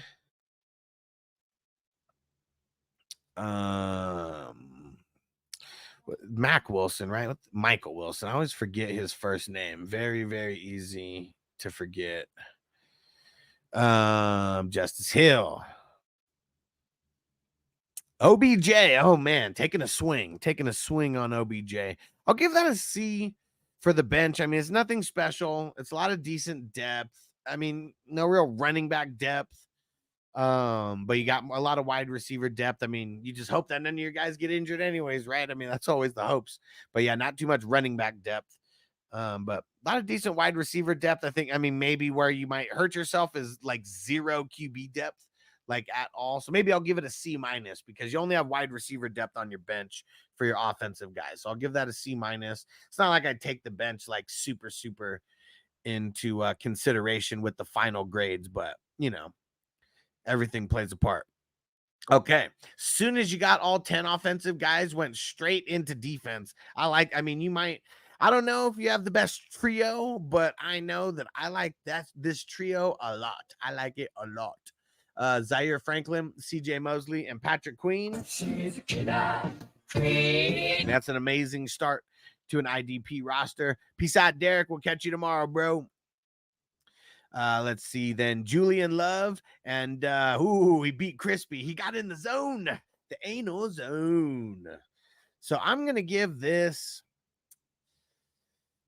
a B+ for the IDP. I feel like I want to give it an A, but like Julian Love and Anal Zone make me not want to give it an A. They're like really great players, but they're not A caliber like Franklin Mosley and Patrick Queen are. She's a killer queen. And but yeah, B+ still definitely gonna bring up the average. And then I mean your bench depth for IDP is already starting off good because Robert Spillane would be a starter on most people's. I got him in the 19th round, super nice value. What is it? It's Mac Wilson. So you got both Wilsons. You got Michael Wilson and Mac Wilson. There you go. Both Mac Wilson on Arizona now also. And then Giovanni Tavai, pretty nice role player. Cooper DeJean. I know I'm going to call him Cooper DeJean like as much as possible. I wonder how you actually say it. I hear most people saying Cooper DeJean now. So I mean, that's kind of just how I started saying it. Patrick Surtain, kind of blah. He's not really, I mean, a fantasy guy who doesn't have too much upside. So I'd say next time, go for a guy like Javon Holland, who got taken like literally the pick right after you, who I'd rather have like every day of the week and twice on Sunday over Surtain, just because he's turning into a corner that a lot of teams respect and don't throw out a lot. Chauncey Gardner-Johnson, though, hey, you brought it back right there. Hold on. Just when I think you couldn't possibly be any dumber, you go and do something like this and totally redeem yourself.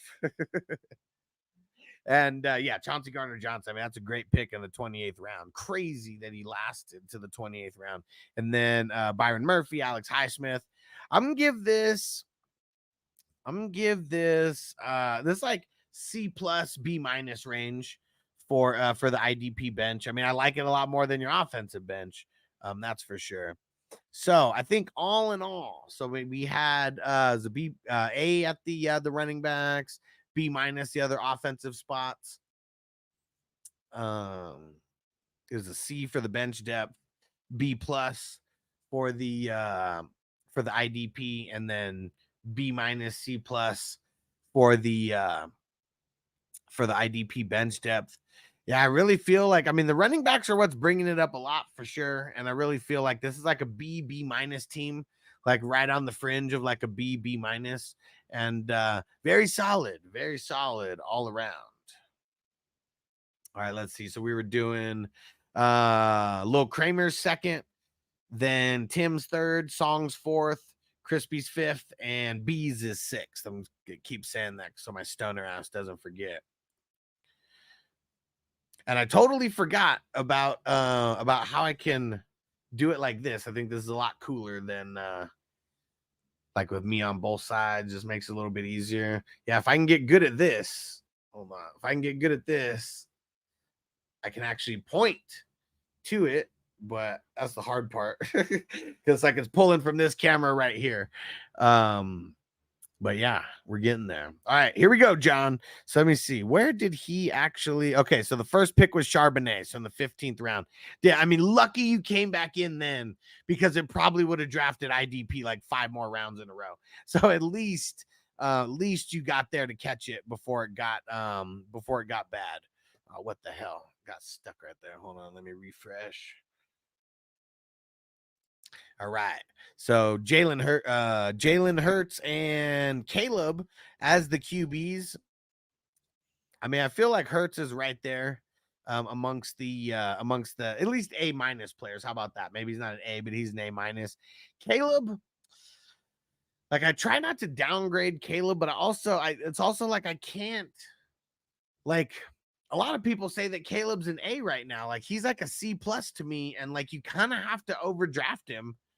So I think for the QBs here, feel like I'm gonna make that a B+ for the QBs there. So we're not gonna downgrade it like ultra for Caleb, but I'm gonna remember that in the end, you know, like that B+ isn't gonna outweigh some things if see, like here, I mean, where you're going to get downgraded for sure is the running backs, and it's not your fault because you got auto drafted. But yeah, Breece Hall at the 2, and then Charbonnet would be the next offensive player in there. So, I mean, luckily Breece Hall is bringing up the average because Breece is an A running back, or at least A- like running back in my eyes. And so, but yeah, Breece Hall and Charbonnet, where would I leave that at? Probably like a B-, like for that. Yeah, probably like a B-, maybe even a C+. I mean, because Charbonnet, like, I mean, how far down, you know, are we going to downgrade Breece for that?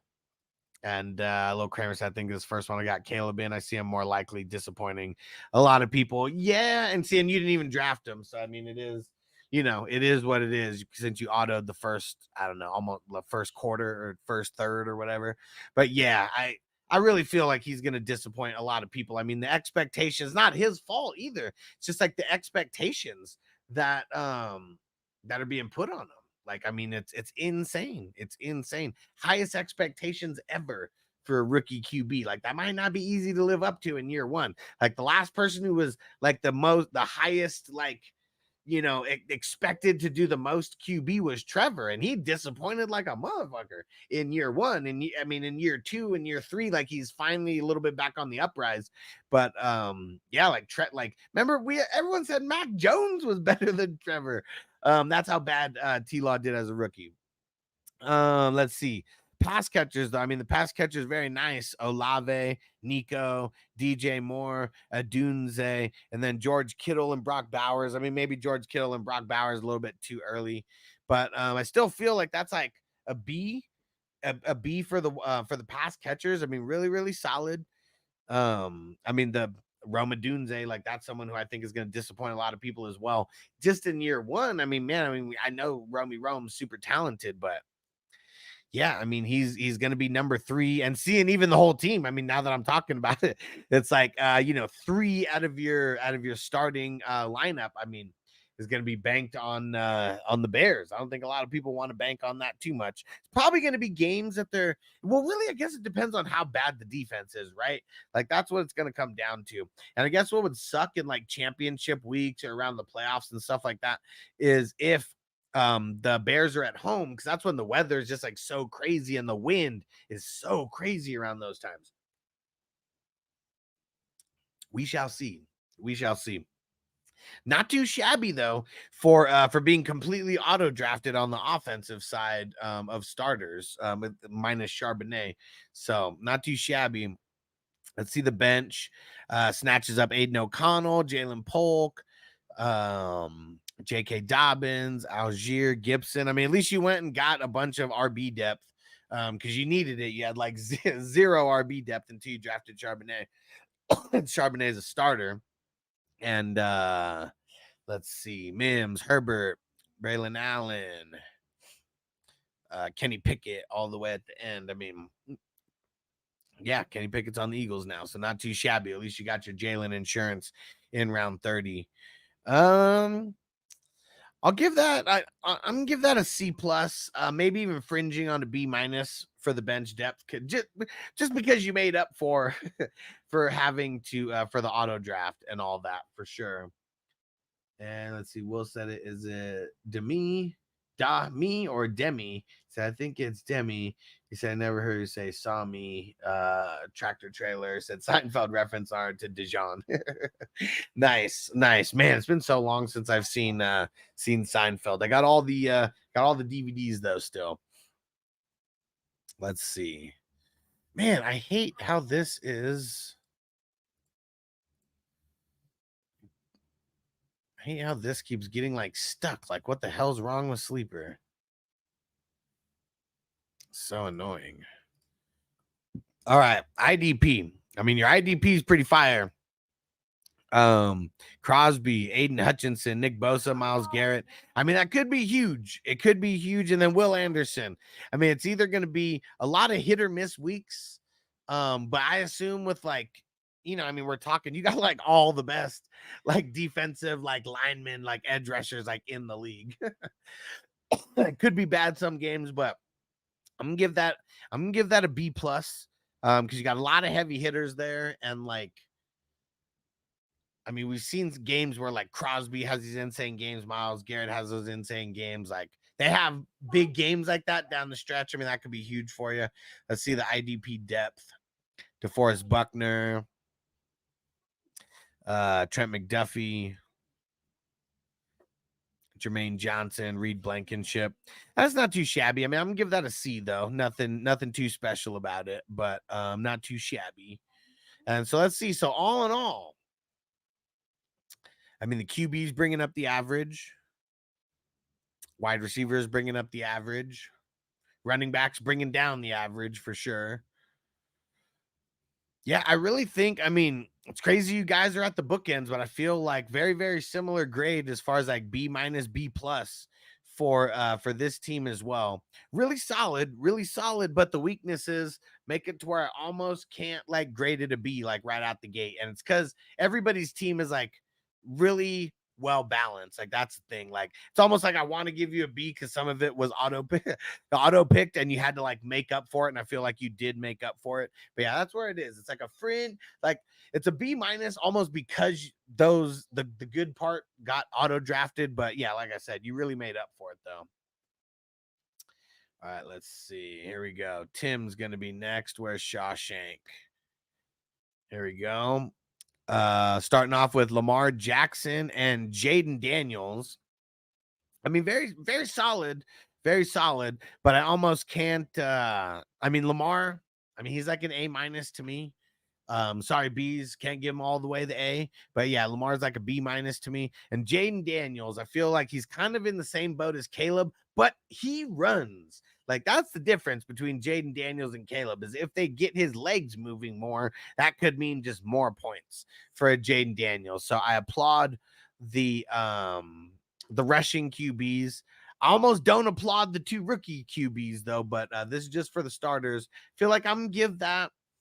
Feel like I gotta keep that like right at a B plus. Right at a B plus, because I think I'd rather have Jaden Daniels than Caleb is what I'd have.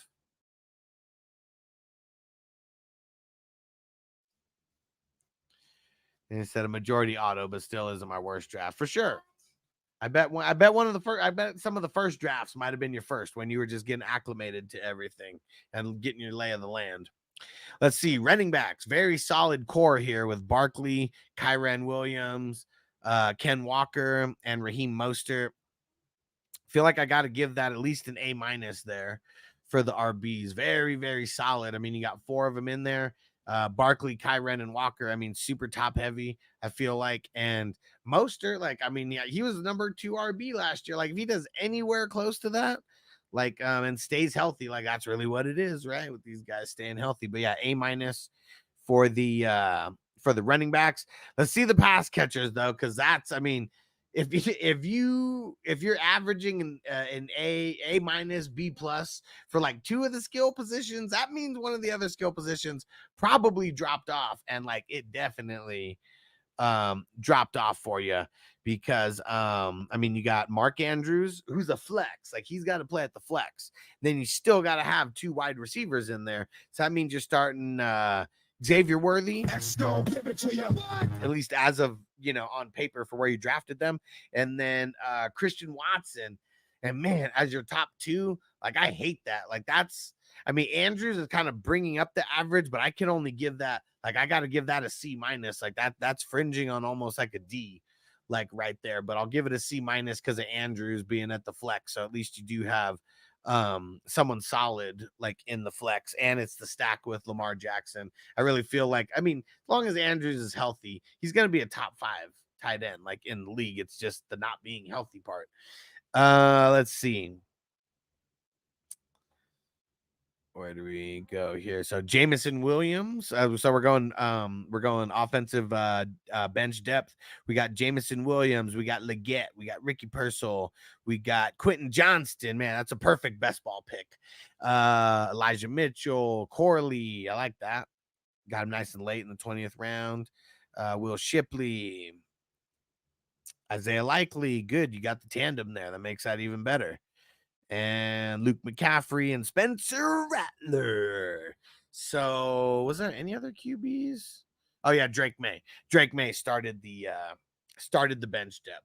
So at least you got a couple. I mean, I don't know what Spencer Rattler is going to necessarily do, but at least you got a little bit more QB depth there. So I'm thinking for that, I feel like that's going to be like a B minus for the bench depth. You did really well. Got a really well-rounded bench there. Let's see. Now IDP, where did it start? Foyo, LeCun, and TJ Watt. I mean, that's a really great start there. Devin Lloyd, I like it. A lot of people, they're sleeping on Devin Lloyd still, but he's super consistent. Been talking about Devin Lloyd ever since he came on as a rookie, and he hasn't really disappointed for the type of value that you get him at. Medalist, super great pick. Ken Murray, so is that number 5? Yeah, 1, 2, 3, 4, 5. Man, sucks having like Ken Murray almost ruins your starting roster for me. It's because, like, I mean, you just waited, and I get that. I mean, I've been in the habit of waiting as well on IDP. LeCun and TJ Watt and Devin Lloyd. I mean, those guys are definitely, and medalists. I mean, those guys are raising the average. Because of Ken Murray, I'm going to give you a B plus. Had you not had Ken Murray in there and you had someone else, like maybe one pick higher, or maybe someone else instead of Ken Murray, I might have given you an A minus, but I got to bring it down just that much because, like, I hate Ken Murray. He flashed for a couple games last year, but he has been such a disappointment since he's got into the NFL. I was telling people when they drafted, like the way that I was going to be drafting them, you can go back to when they were drafted. It was going to be Patrick Queen. And then I said I liked Jordan Brooks over Ken Murray, and it's because the Chargers always Charger shit up. They jumped in front of the Ravens to pick Ken Murray, and I just felt like they were going to fuck it up, and I really hope that that's not Colston this year, but it's because they jumped up. That's how I knew that they fucked up. But yeah, I hate Ken Murray. Just to make a short story long. But yeah, B plus for your starters, and Ken Murray is the reason that brought you down to a B plus from an A minus.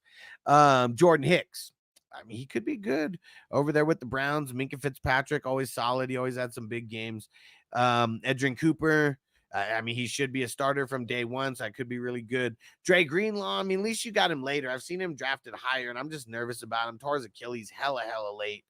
And then Joey Bosa, oh, man, whoever gets Joey Bosa almost loses the draft on IDP because he's such a bum, but at least you got him with the 29th pick. Like, if people pick him before if someone picks him before the 28th round, how about that? One of the last 3 rounds, maybe. Okay, you have a couple good games. If they're in the playoffs, maybe it's all right. Feel like if someone picks him, over there before the 28th round. I feel like it's an automatic loss. So Tim said, fuck Ken Murray, take him off my team. Bake said Ken Murray's going to eat in Tennessee. He could, but just go look at like the middle linebackers like in Tennessee in like the recent years. Like they all disappoint. They all disappoint. Like if you just go look at the middle linebackers specifically in Tennessee, they have not done that good. They have failed a lot of times. So that's why the landing spot made me not like him even more. If he goes out, throws 100 solos, I'll fucking buy a Ken Murray jersey, but he ain't fucking doing that. He ain't doing that. And I know 100 solos is like, hard to do, but that's just what I'm saying. Like he had that potential based on draft capital, and he's been on the exact opposite of the spectrum. Bakes, I keep hearing Quay Walker is wearing the green dot this year. I don't like it when guys get bumped up to the green dot because it adds more work in. And so like, it's like one other thing that they have to do in addition to everything that they have to do like on the field. But Quay Walker, hands down, is like the quarterback of that defense right now. I mean, they got a lot of youngsters now, and Quay Walker is the vet. They got rid of a lot of the older guys like on there, not got rid of, but they just didn't re-sign him. So yeah, I mean, Quay Walker, I mean, every time he gets drafted and how late he gets drafted, I keep bringing it up because like it's such good value. Such good value. And Rob said Ferguson wide receiver 2 in Dallas, in my opinion. Hey, I mean, and you might be right. I mean, I think it's going to be Brandon Cooks, and I think Ferguson's going to be the third one. Like third fiddle, like over there. And I feel like it's because the hype is on him so much that it makes me have to like, I don't know, like kind of, I got to kind of balance the scales here on a guy like Ferguson. And Rob said, I think in best ball, I'm thinking you don't need to have overdue quarterbacks because you also need one QB every week with Superflex. Yeah, for sure. I mean, you at least better have one good quarterback. Like you have to have one good quarterback. But yeah, I mean, then it just depends. How good are your offensive guys? Can one of your offensive guys fill up that 10th spot versus a mediocre quarterback? So I'm with you. Tim says, Rattler have any upside? Carr gets benched. I don't think Carr's getting benched. Like I feel like there's a lot of people who think that Carr's going to get benched. He's not going to get benched for Rattler. The only way Rattler's coming in is if Carr gets hurt. That's the only way. The upside is there, but it's just more than likely not happening this year. Like Carr's got to get hurt, and I don't see the Saints like running away with the division to where like they would sit Carr or anything like that. I mean, it is a garbage division like right now, but just like Rob said, we got to see what he does in the preseason. But yeah, I was way higher on Spencer Rattler pre-draft because when he goes behind a guy like Carr who's getting paid the money that he is, it's not happening without injury. And like Carr's been around. It's not like he's like I don't know, like if he would have went to the Giants, like I'd love him way more. He goes to the Broncos, even going to the Broncos. If they would have got him and Bo Nix, like there's a QB competition there. Who knows how much of a competition, but like Carr, as much as everybody hates him, he's a vet in the NFL. He's getting paid a lot to where they're not going to bench him. Like they will not, like for sure they're not going to bench him. And he didn't do shitty enough to like warrant being benched either. All right, let's see. Where did I leave off at here? All right. Did I give a grade for the IDP? I think I gave it a C+, right? C+ for the IDP. Bench IDP. So all in all, I mean your QBs and your RBs, I mean they're bringing the average up for sure. Wide receiver, I mean pass catchers on your starters, I mean that's bringing the average down. It's bringing the average down a lot, but it's really only two positions at the end of the day, the wide receiver 1 and the wide receiver 2. And maybe you have enough bench depth to where you have decent wide receiver starters, every week. But based on the guys that you drafted, it's going to be tough. It's going to be tough. How about that? You really bring it back with the IDP, though. I mean, you got the B+ on the starters and then the C+ for the bench. So I feel like even though the wide receivers, I feel like is the worst position that you drafted. I mean, just wide receivers. I mean, Andrews is what brought the average even up. and kept it around a C or a C minus. I would say that this is like, I feel like even though the wide receivers are your weakness, I feel like I still got to give this a B. Because everything that you did besides the wide receivers really brought it up. And even the other ones, I gave it like a fringe B minus B. Yeah, I feel like the wide receivers, a lot of times they're a little bit easier to get those spots filled. And you drafted enough of them to where like all you need is 2 of them to start every week. So I'm gonna give this one a B. This will be the highest graded team as of now. He's right in the middle, right in the 5 spot. Toyota one said Carr to the Titans. That would suck. That would suck. Because I have Derek Carr in a few leagues, and I'd much rather him be on the Saints than the Titans. I mean, just I know it's going to be totally different without Derrick Henry, but man, I mean, go back. I mean, outside of Tannehill for like that 1 year with AJ Brown, it's been bad for the QBs over there. And Tibbs, I appreciate you. Thanks, I appreciate you, bro. Thanks for getting into all these drafts. Thanks for being a 420 crew member, brother. All right, let's see. Who was after Tim? I think it was Song after Tim, right? Yeah, Song. And then Crispy. Where did Song draft out of? There we go. All right. Here we go. Starting it off with the QBs. I mean, Josh Allen and Dak. I mean, that's an A right there, even though people are hating on Dak.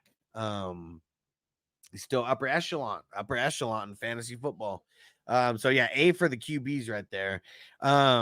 Here's where we're gonna start getting. I mean, Derrick Henry. I mean, he's up there. He's definitely like a B plus. Could even be an A minus like this year. Zamir White. Song. I want you to explain yourself. Why did you take Zamir White so early? Like I don't think I've seen Zamir White go this early. And you've been around a lot of these drafts. Like you could have got him at the 6'10, might have even been able to get him at the 7'3. So I'm curious why you got him at the 5'3 over guys like Ken Walker, Sergio Mix-a-Lot, Ramondre Stevenson, who just got a bag. So we know that they're going to be using them. Yeah, I'm curious. And Rob said, thanks for the feedback. Tried something different. Tried to pick RBs with high ceiling so I didn't have to chase the scrubs. I mean, that's one of the things that sucks. Like, I mean, wide receivers, it seems like they're just easier to fill. I mean, like who knows? All right, Song, we're going to check this real quick. Hold on. I'm going to look at the last draft just to see where Zamir White went. Let's see if I'm crazy, because that was more of an RB heavy draft. Well, you took him at the 6'1".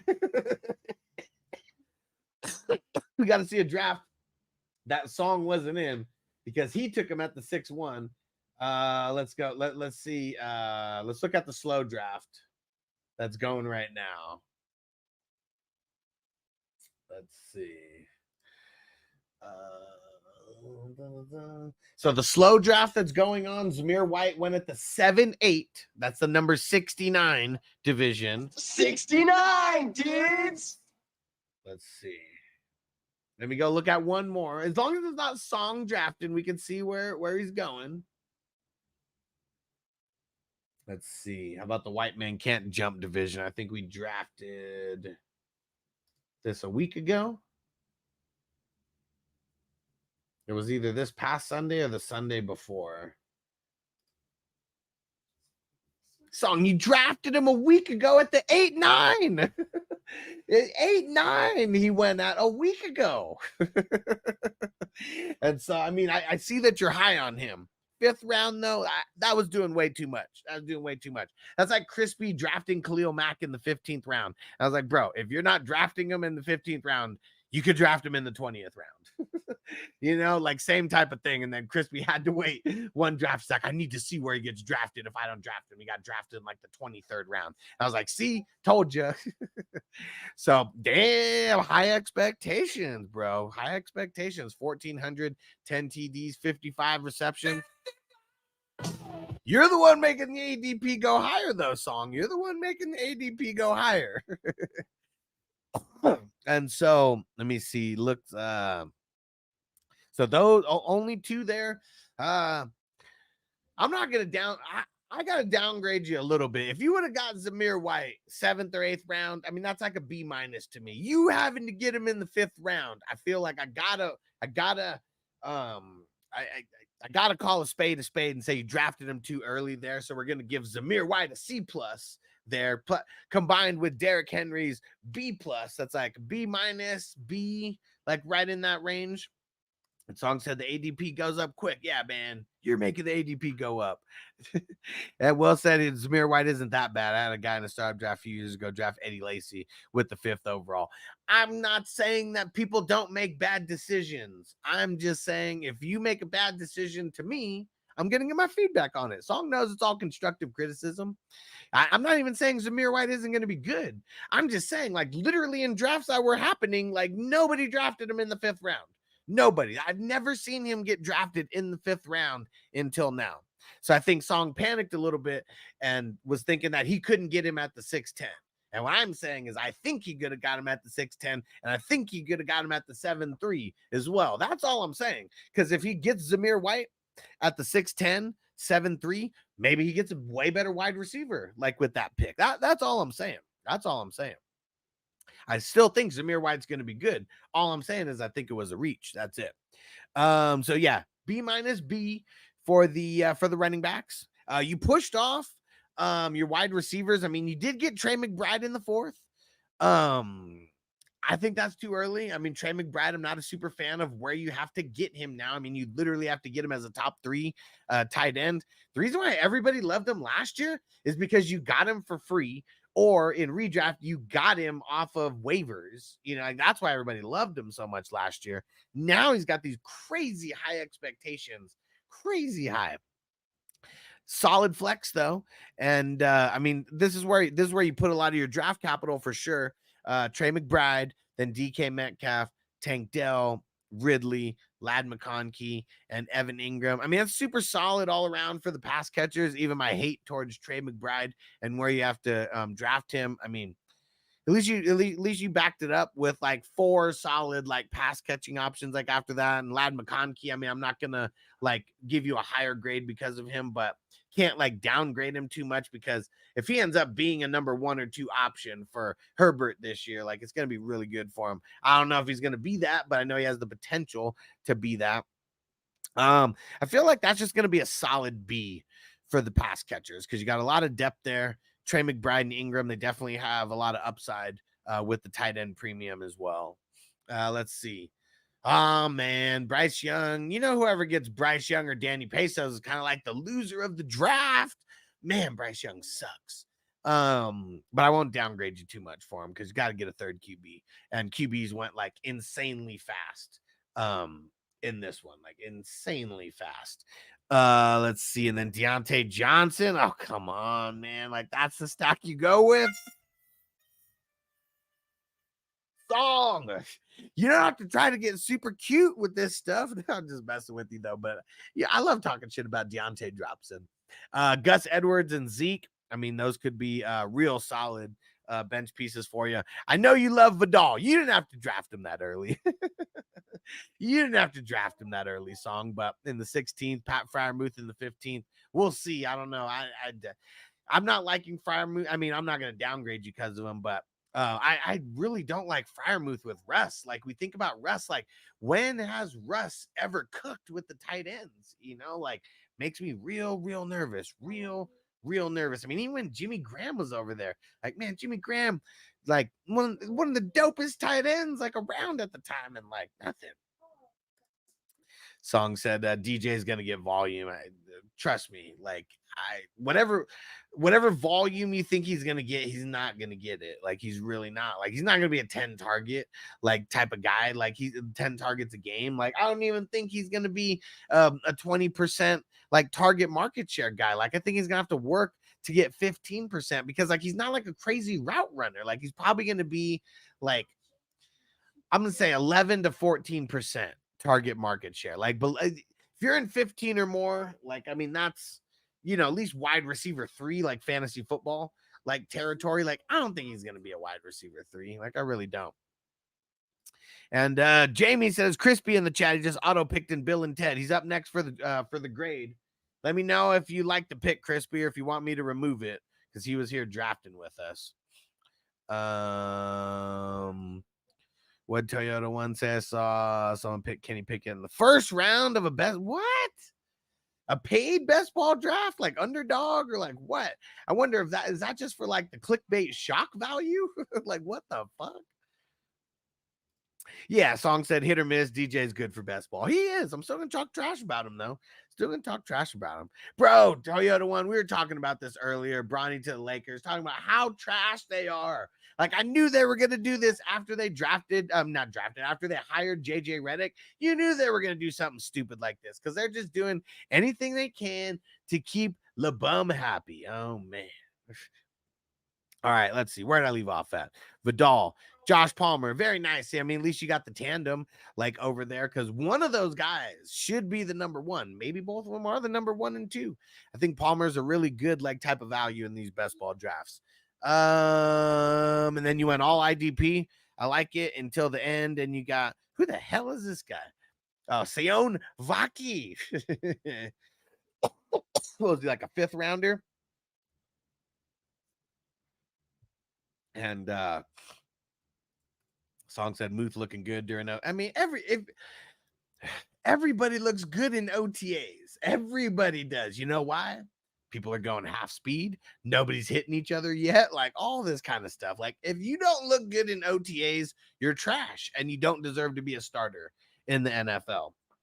Like Quentin Johnston, remember how trash he looked last year at like every step of the way, like every step of the way. And like, look at how he looked during the season, just straight trash. All right. Oh, he's for the new kickoff return. Okay, we'll see. Hey, he ends up being some crazy kick return. You know what? The best ball doesn't have kick return points. I didn't add it like fast enough, and we already started drafting. So next year will be the first year that we started, but it's because the rule change and everything came after we started drafting, the announcement of the rule change. So yeah, don't draft anybody based on like kick return stuff only, because it's not it hasn't been added this year. Next year it will be. But the rule change happened after we started drafting, or the announcement of the rule change happened after we started drafting. So I felt like we couldn't do it because there are people who might have drafted different based on that. And Will said, didn't they say Khalil Herbert was trash in OTAs last year? Could be cut. I mean, Khalil Herbert could be cut. Like, I mean, new regime. It's not like he's really done like too much, you know, like, I mean, a whole lot of nothing. And then you go out and you get, what's his name? Swifty over there. And I know that Swift gets hurt a lot, but I don't know. I mean, they have, I mean, I don't know. Like Swift didn't get hurt last year because he's behind like one of the best lines, you know, in especially one of the best, like better rushing lines. And now he's on one of the worst, I feel. And Jamie, I know. See, Roshan, like I'm ready for Roshan. Like that would be good. And he said, rumors are that that they could trade Herbert. I mean, what would they even trade it? Like, what do you even trade for a guy like Herbert? Like, that's what I don't like. Who would trade for him?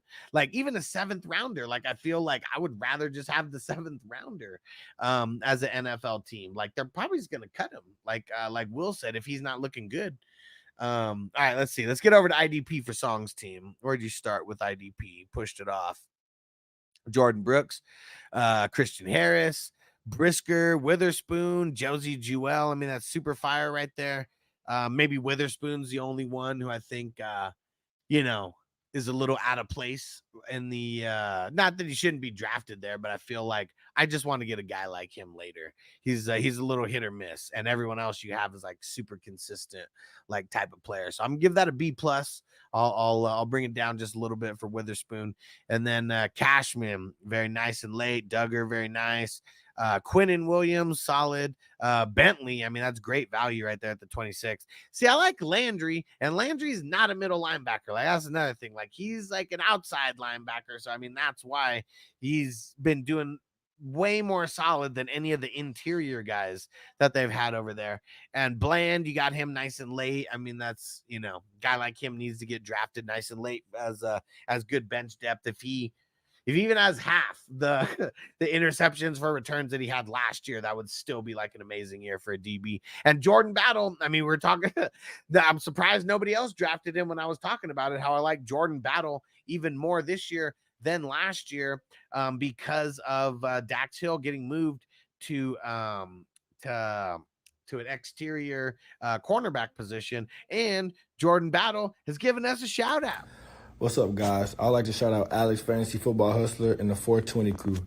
I also like to let you guys know that defensive players matter too. So get into the IDP league with the Hustler so you can drive players like myself. Let them know, man. Defensive players matter, man. And we make plays just as much as the offense. Let's see if he goes and makes some more plays this year than he did last year. I'm assuming he will. I mean, the reason why they're moving Dax Hill has to be because of a guy like Jordan Battle. Like, why would you move him?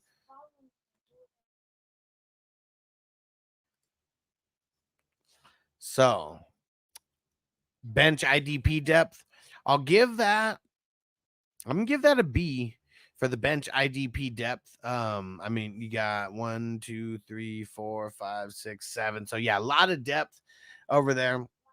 And yeah, so that's definitely bringing it up.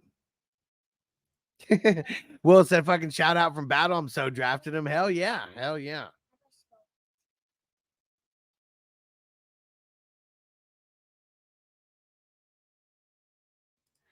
Yeah, Battle's the man. And Rob, so I don't have a team. Like, ever since the San Diego Chargers moved to LA, I became a free agent. I don't cheer for any team specifically. Just makes it more fun for fantasy football. It makes it a lot better for betting because I literally have no bias when it comes to that. Same with the fantasy football. I'm not biased towards players based on teams that I like. I feel like that's one thing that really, really hinders fantasy football analysts. And I'll even a guy like what's that guy, Brad Evans, even a guy like him, I couldn't listen to him anymore. I mean, this is going back years now. I could not listen to him because if it was a Chicago Bear guy, he was automatically going to be in the top 12, and it's just like, come on, man, like you got to be that much of a homer. And so yeah. Will said Hush just hopes everyone has fun. I want every game to be like 55-54 because that would mean amazing things for offensive fantasy football players, IDP, defensive players, like all of that. Like if there's just games where there's just airing it out, everybody's scoring an insane amount of points. That'd just be so good for all fantasy football players like around. It just make it so much more fun. Yeah, Will said I hate Brad Evans. Yeah, I mean, he's a tool. You know, he's a tool. I mean, I don't even know if he smokes weed. I know he's a super alcoholic, you know, with all his tequila Thursdays and all that. And but even that seems like a shtick to me. Like, you're like 50 years old, bro. Like, get out of here. Like, are you really an alcoholic like anymore? You're still playing this shtick to like try to be cool. Like, I'll be here actually smoking weed. You guys know that I'm with the 420 crew. Smoke weed every day. All right, Song. So all in all, I mean, you're what's it called? Willpower said Matthew Berry's a closet alcoholic as well. I believe it. You could see when he's got that random like redness on his face, like, you know that he had a shot or two before he got on there, trying to keep it a secret. So yeah, QB's definitely bringing up the average. Running backs, I mean, they maintain the average. I mean, well, they didn't maintain it, but they're not bringing it down much. Very, very solid with the wide receivers. I mean, they even brought the average up for me compared to the running backs. Your IDP was on point all around.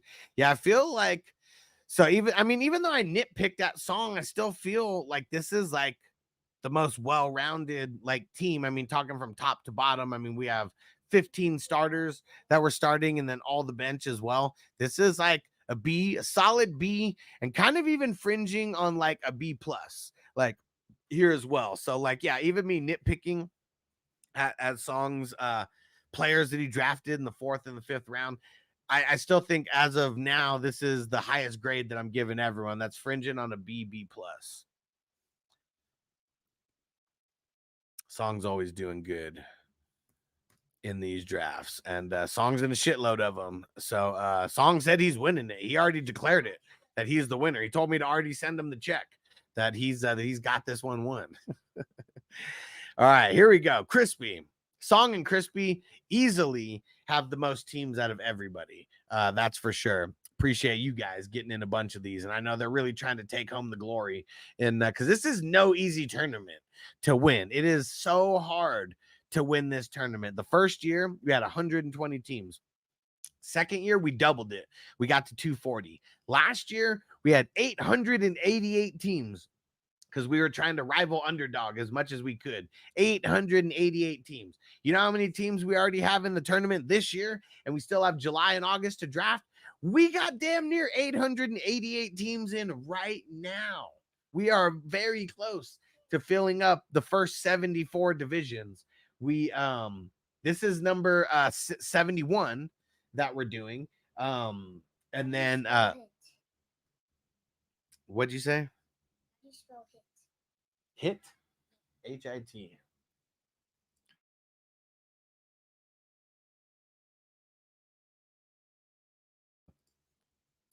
Song says stop.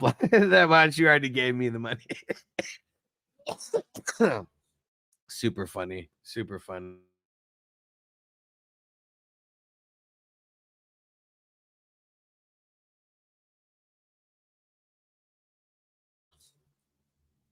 Let's see. And here we go with Crispy.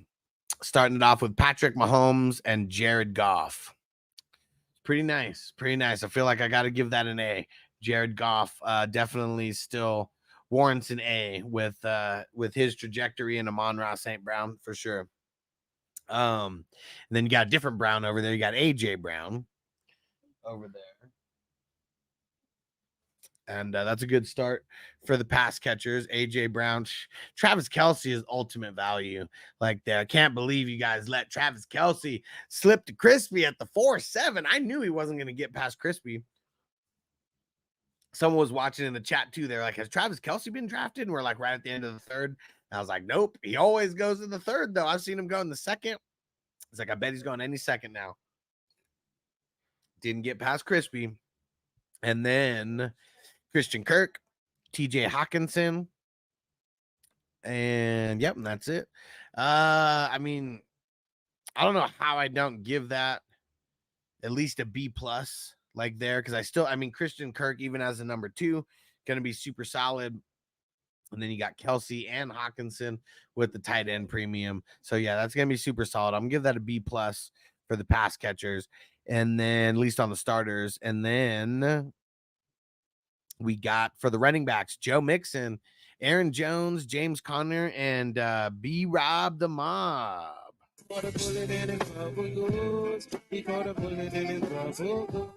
Hey,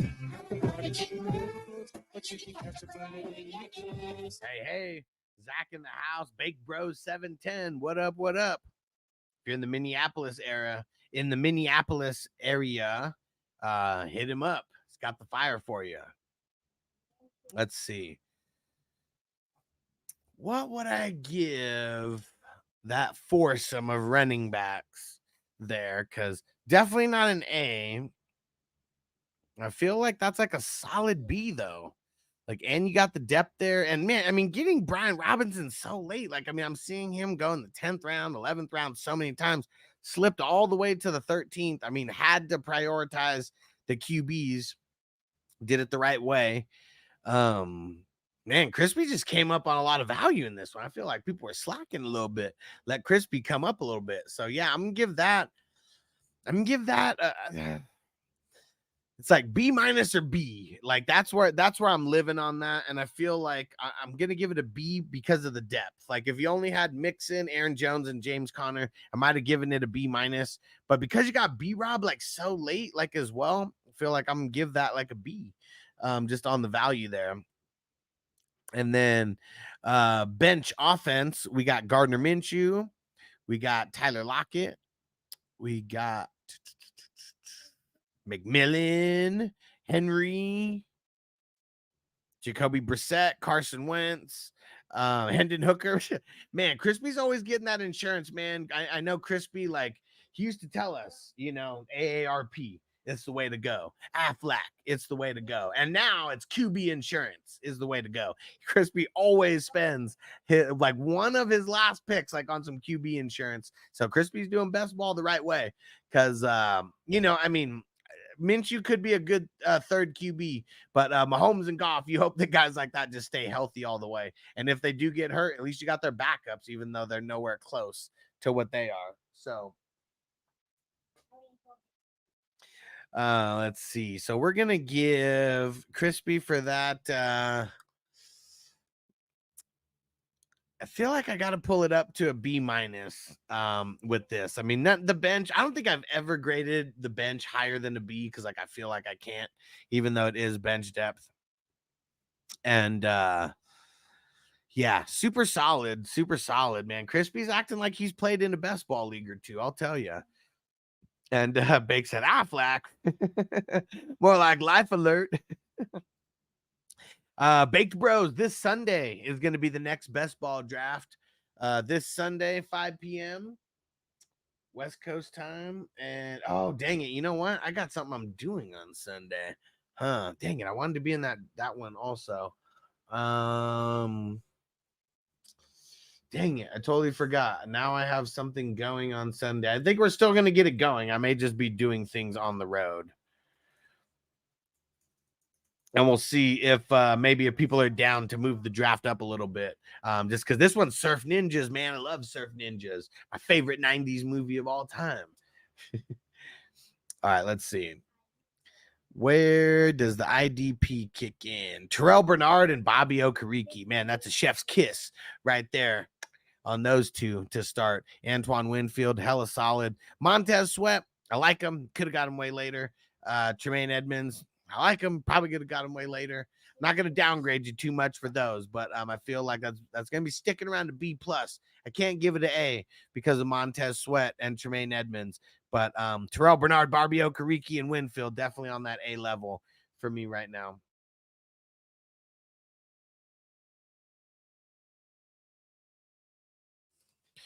And bench depth. Shit. I mean, man, I would have picked Eric Kendricks above Tremaine Edmonds just because it's way more style points, man. Eric Kendricks gonna be so good this year. I feel it, man. I feel it. And I got Dax Hill, super nice. Buda Baker, very nice. Got Khalil Mack, and look, Crispy's staying disciplined and not drafting him in the 16th round or 15th round anymore because nobody's going to draft Khalil Mack that high for his one game that he's going to do good against the Raiders. So he got him in the 22nd round. Smart man. L'Jarius Sneed in the 24th round. It's crazy because I always draft L'Jarius Sneed higher than that because he is going to kill it, especially on the Titans. He is going to kill it. But yeah, Crispy did it the right way. 24th round. Then Richie Grant, Caden Ellis, solid depth there. I'm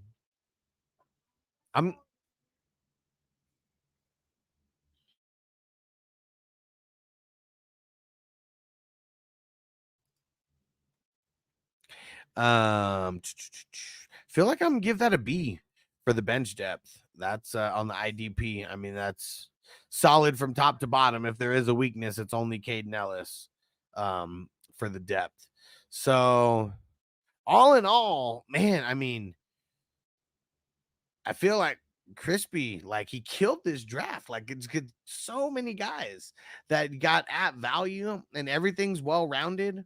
I mean, even Christian Kirk, like that might be the weakest spot out of your starting spots, like not the what's it called, not including flexes. That's not that bad. And you got Travis Kelce, and I mean, as one of your three flexes, like, yeah, I feel like a lot of people fucked up and let Crispy get a really good team. I feel like I got to give Crispy a B+, like on this team. I know he wants to give me to give him an F because I've always said it's not going to be a team that I says is good that wins this tournament. It never is. It's always going to be a team that I shit on that ends up winning this tournament somehow. So Crispy doesn't even want me to grade him high But yeah, out of all these teams that I've read off so far, Crispy's the highest score I'm giving. I'm giving a B+ onto this one, and it is because of like how many late like steals he got. Like I feel like Crispy went perfectly with the way that the draft was kind of going, because I even called him out. I was like, Jared Goff, that was super. I was like, Jared Goff, that was super high pick. He went in like the 5th round in the other one. And then you look how high. I mean, Aaron Rodgers went like the 6th or the 7th. Matt Stafford, I think, went in the 6th or something in the last one. So it's like, yeah, the Crispy was pretty water with this. He said, give that man an A for absent father. Oh, man. Daddy wasn't there to take me to the fair.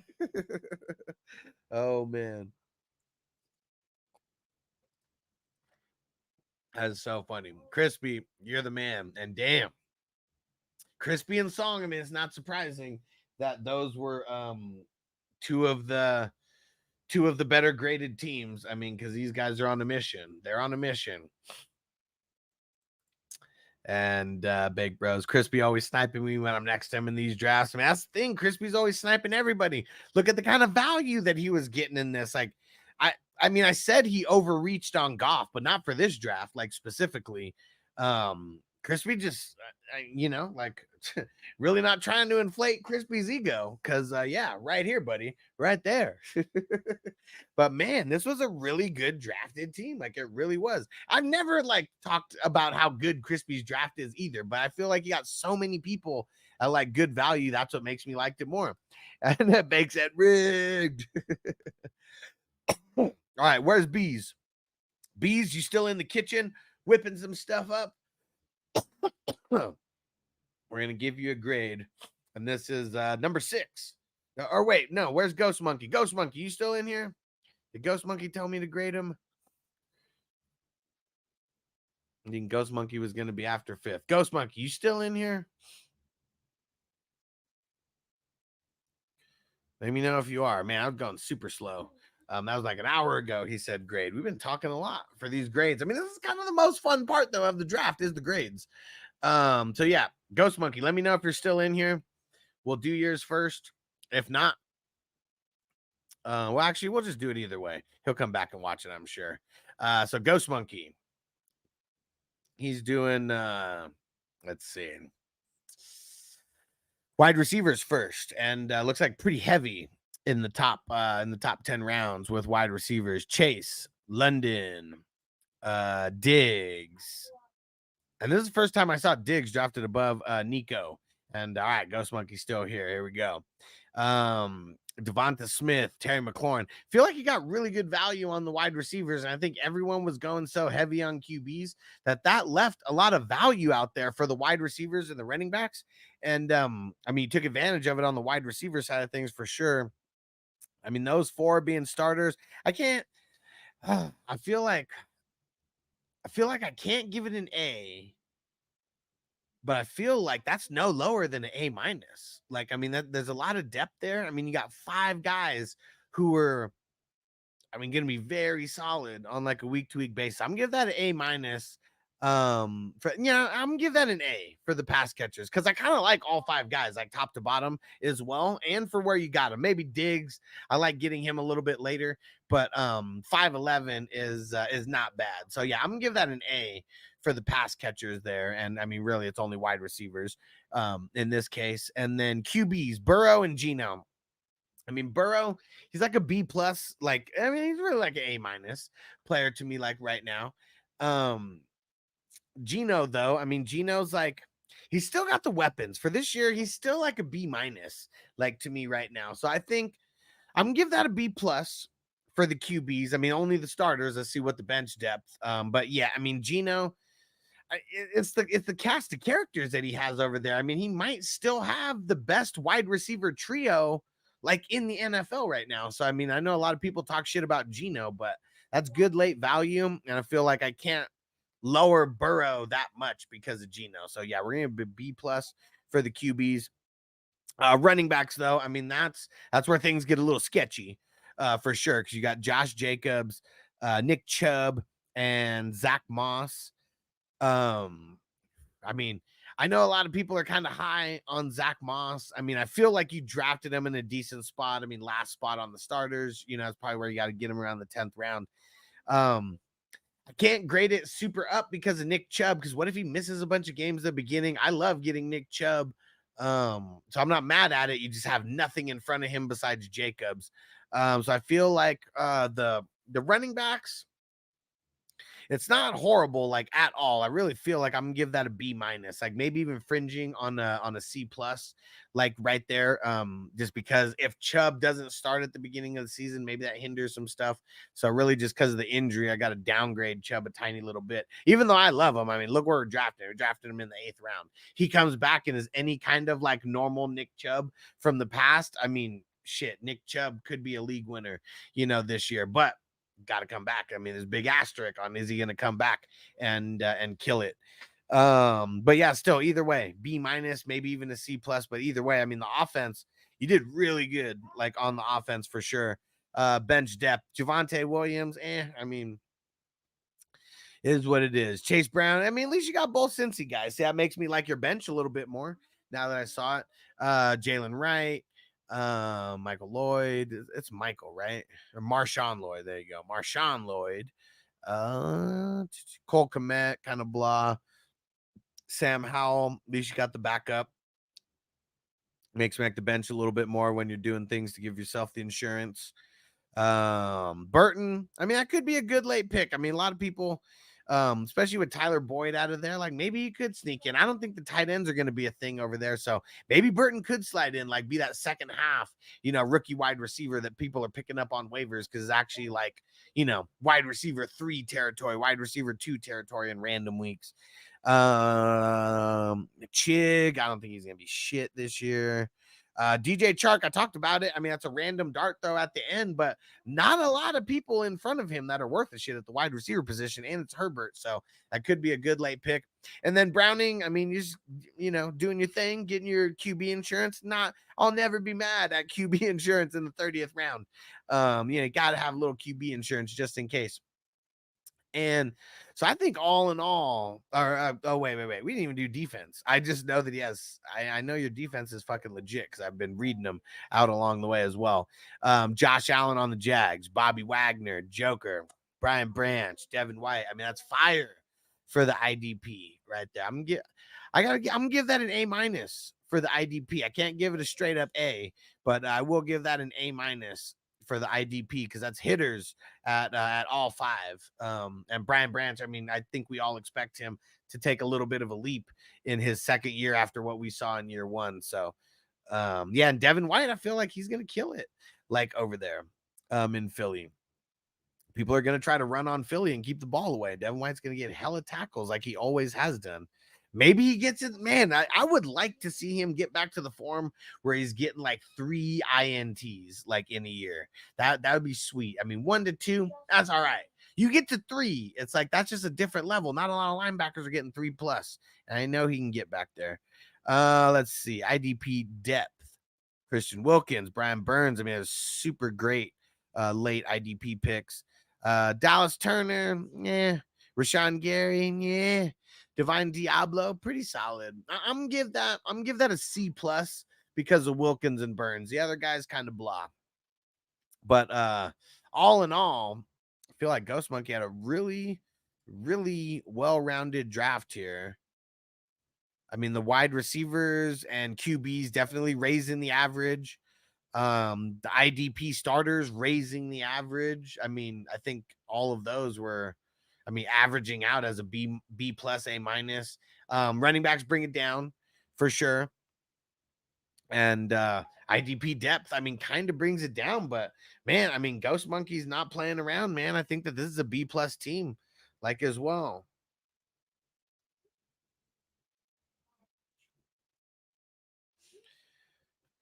Yeah, Crispy said losers. You asshole. Bakes at my boys, building the Lego Millennium Falcon. I forgot you got that. Like, man, bro, can I tell you that, like, getting your son the Lego Millennium Falcon is fucking dope. All right, Bees is over there. Bees is on Rumble. Got you. You're next, bro. That's fucking dope. Like that is dope. Like Noble, he's super spoiled with the Legos, but no fucking way in hell am I getting him the Millennium Falcon. Not yet. I know your boy's like 15 or 16, right?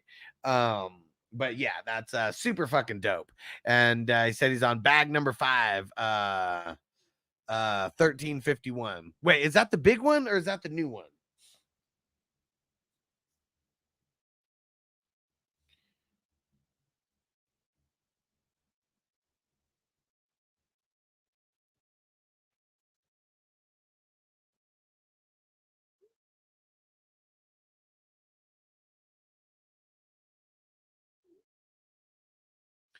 Yeah, that's fucking dope, Bakes. I mean, either way, even if that is the one that's a little bit of the smaller one, still okay, it's the new one. Either way, so that's not the $800 one, but that one's still a dope, piece. And either way, like feeding the Lego addiction is not easy.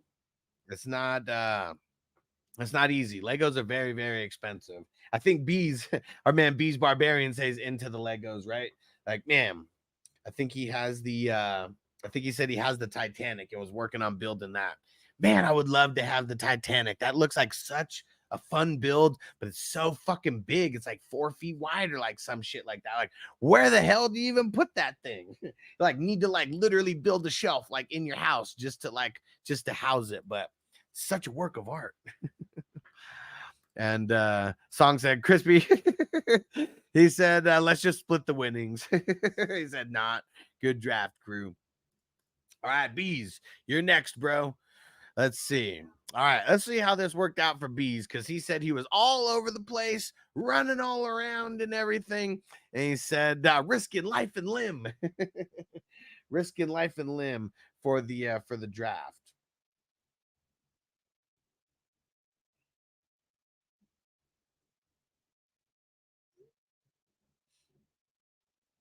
Hold on one sec, guys.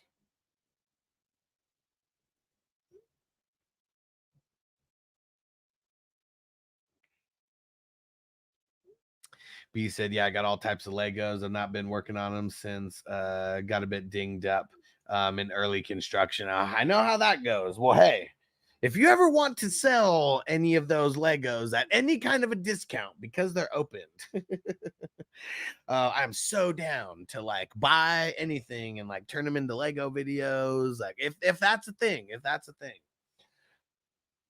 All right, here we go. Let's do a bowl for Bees and the Wafers crew.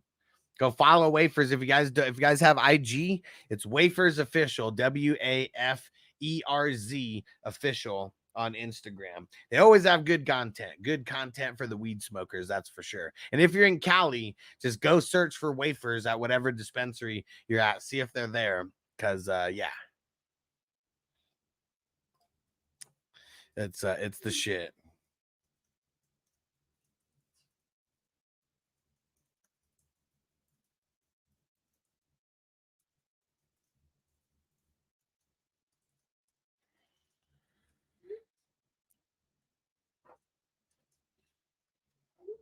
All right. Oh man, so I'll let you house them for a while. Oh man, I would love that. That'd be fucking legit. That would be legit. Because Wafers Official would get all the credit. For it. That's for sure. All right. So here we go with Bees' squad. And let's see. I mean, went Jefferson first. So we'll go with the pass catchers first here. Went Jefferson, then kind of pushed it off. But then Evans, Higgins. Man, Higgins is going so late. Like, Higgins is one of those picks where, like, I mean, you look just last year, he's going in the 4th and the 5th round. What changed from then until now other than kind of like, you know, the franchise tag and shit like that? So I think Higgins is like, he's one of the guys that I'm really going to be targeting like as much as I can with like in redraft, like specifically because we're going to get him so late. Like, I just don't understand how the hate is like has brought him down like 3 rounds. Like, that's crazy. So yeah, I mean, nice start right there at the top 3. And then JSN, Hollywood, and Romeo Dub. So all of them would be in the starters there for the pass catchers because he mixed in Watson, and he'd be a bench player. I mean, that the wide receivers are dope. I feel like I almost can't give it an A-, but I mean, this is a solid B+ for the wide receivers, though, for sure. Like solid B+. Running backs, Gibbs and Stevenson, those are the only two. I'm gonna give that a B. I mean, there's no depth there. So like that B could turn into an F real quick with like one injury, but we'll see how you did on your bench with the bench depth. And QBs, I mean, Trevor Lawrence and Herbert, I feel like as much hate like that's going on with those guys, they're gonna be throwing so much that I gotta make this, like, I gotta make that tandem like a B, maybe even a B+, like for that tandem for sure. So I mean, the offense, I mean, all around, I mean, you killed it on the offense. Let's see how at least on the offensive starters, let's go check the depth. And I mean, I see running backs right at the beginning, so at least you addressed the depth for sure, because I would have downgraded the offense had you not addressed the depth.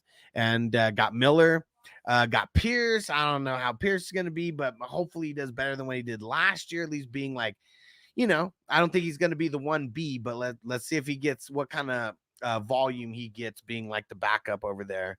Roshan, we talked about how, I mean, that could be a good late pick, like right there, got him in the 20th round. Rashad Bateman, I'm going to call you a homer every time I see Rashad Bateman drafted. It's best ball, so I'm not mad at it, especially when we're throwing darts. Trey Palmer, yeah. Bigsby, yeah. Gainwell, man, I mean, you get him in the 29th round, and it's like maybe he has one or two good games. Yeah, maybe he has one or two good games. Jalen Tolbert, I mean, that could be good. But I mean, 30th round, nothing too crazy. Got Joe Flacco like in the mix as well. And you got Watson. Forgot about him because he was so high there on the list. Hello, ladies. And so, I mean, because of Watson, I'm going to bring it up a little bit. I mean, anytime you have like a solid QB starter, I'm always going to bring up the bench depth a little bit.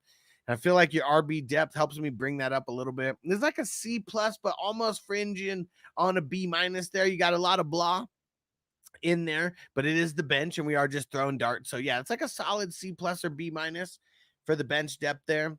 And then let's see IDP.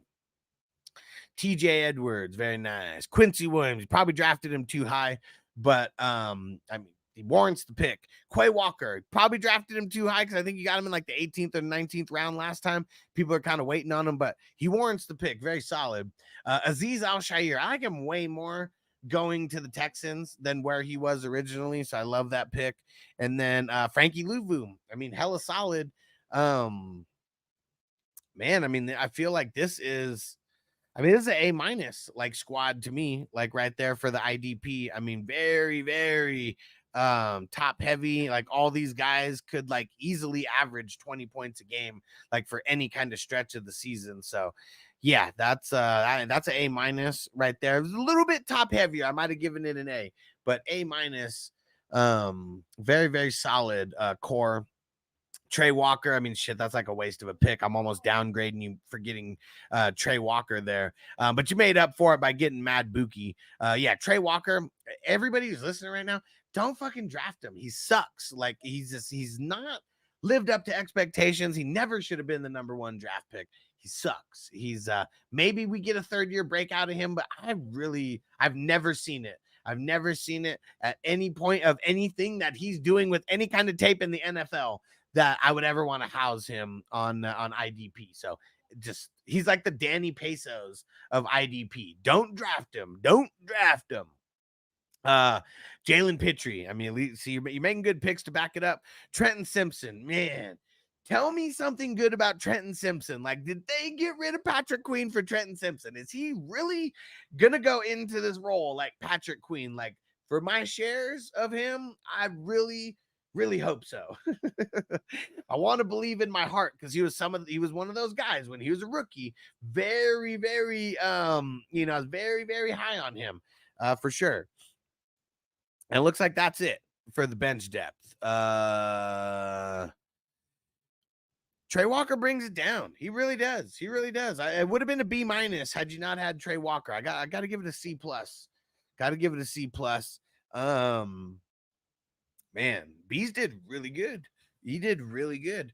That's one of the things that's kind of tough about these leagues also is like there's no bums in here drafting. So like everyone you have to be on point with like everything that you're doing.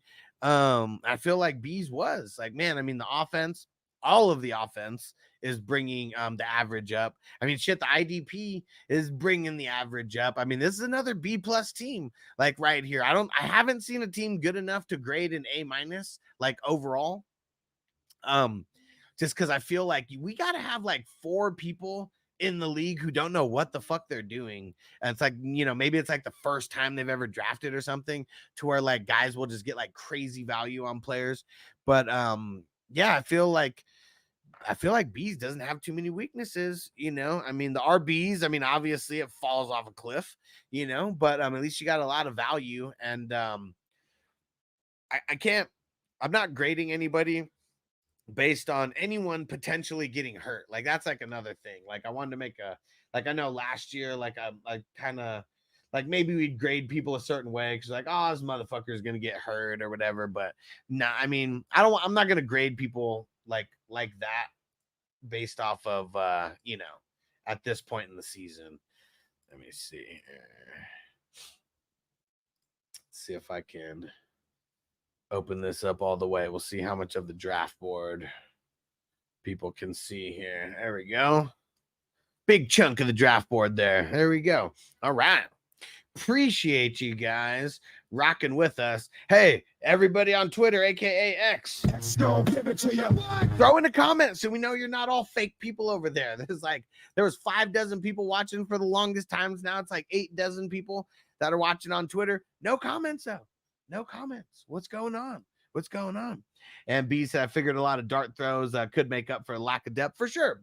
And I can't grade the dart throws super high. But yeah, I mean, you did what you did to fill any kind of void that you may have had. And he said, and I think Simpson's gonna step up. I really hope so. I really hope so. Because I've always had high hopes for him. Even with Roquan and Patrick Queen over there at one point. Good stream, guys. we did a lot more grades today. And I think we're about an hour, almost an hour and a half of grades. I think we did almost as much time on the grades as we did with the draft itself. We had half the draft, get grades. Appreciate you guys rocking with me. So we got a draft coming on Sunday. Right now it's scheduled for 5 p.m. West Coast time. I may try to change that though and see if we can bump it up because I something came up today that I found out about. So we're gonna be going to MGM Grand on Sunday. It's a family friend. One of their it's his 21st birthday, so we got to go out. You know, we're not gonna go too crazy, but you know, bring some dabs over there. I told him I'd bring some money for him to do play a little bit of blackjack. And it's crazy because it's like a family friend, I think, who's been dealing with cancer since he was like 7 or 8 years old, like something like that. Seems like it's been that long. And I don't even think anybody, including him, thought that he was going to live to 21 as much as he's been dealing with cancer. And because I mean, it's like they kill it, goes into remission, and then it fucking just comes back. And so we're gonna make sure you know, get him a couple drinks in his system, smoke a bunch of dabs, get him a couple hands of blackjack, and should be a good time. But we still got a draft though. I'll just be doing everything remotely, like from my phone. So it is gonna be a good time for sure. Let me shout out the producers of the show one more time before we get out of here, because I appreciate you guys, all of our 420 crew Patreon members, all of our all access members, our elite members, our ultimate members, our superstar members. Appreciate all of you guys. Big salute from me to you, and we will catch you tomorrow morning. Elevated Sports Talk, and we're bringing that should be starting around 8-ish West Coast time. We'll see you guys there. Peace out. Defense on me. I don't want them to gain another yard. You blitz all night. If they cross the line of scrimmage, I'm going to take every last one of you out. You make sure they remember forever the night they played the Titans.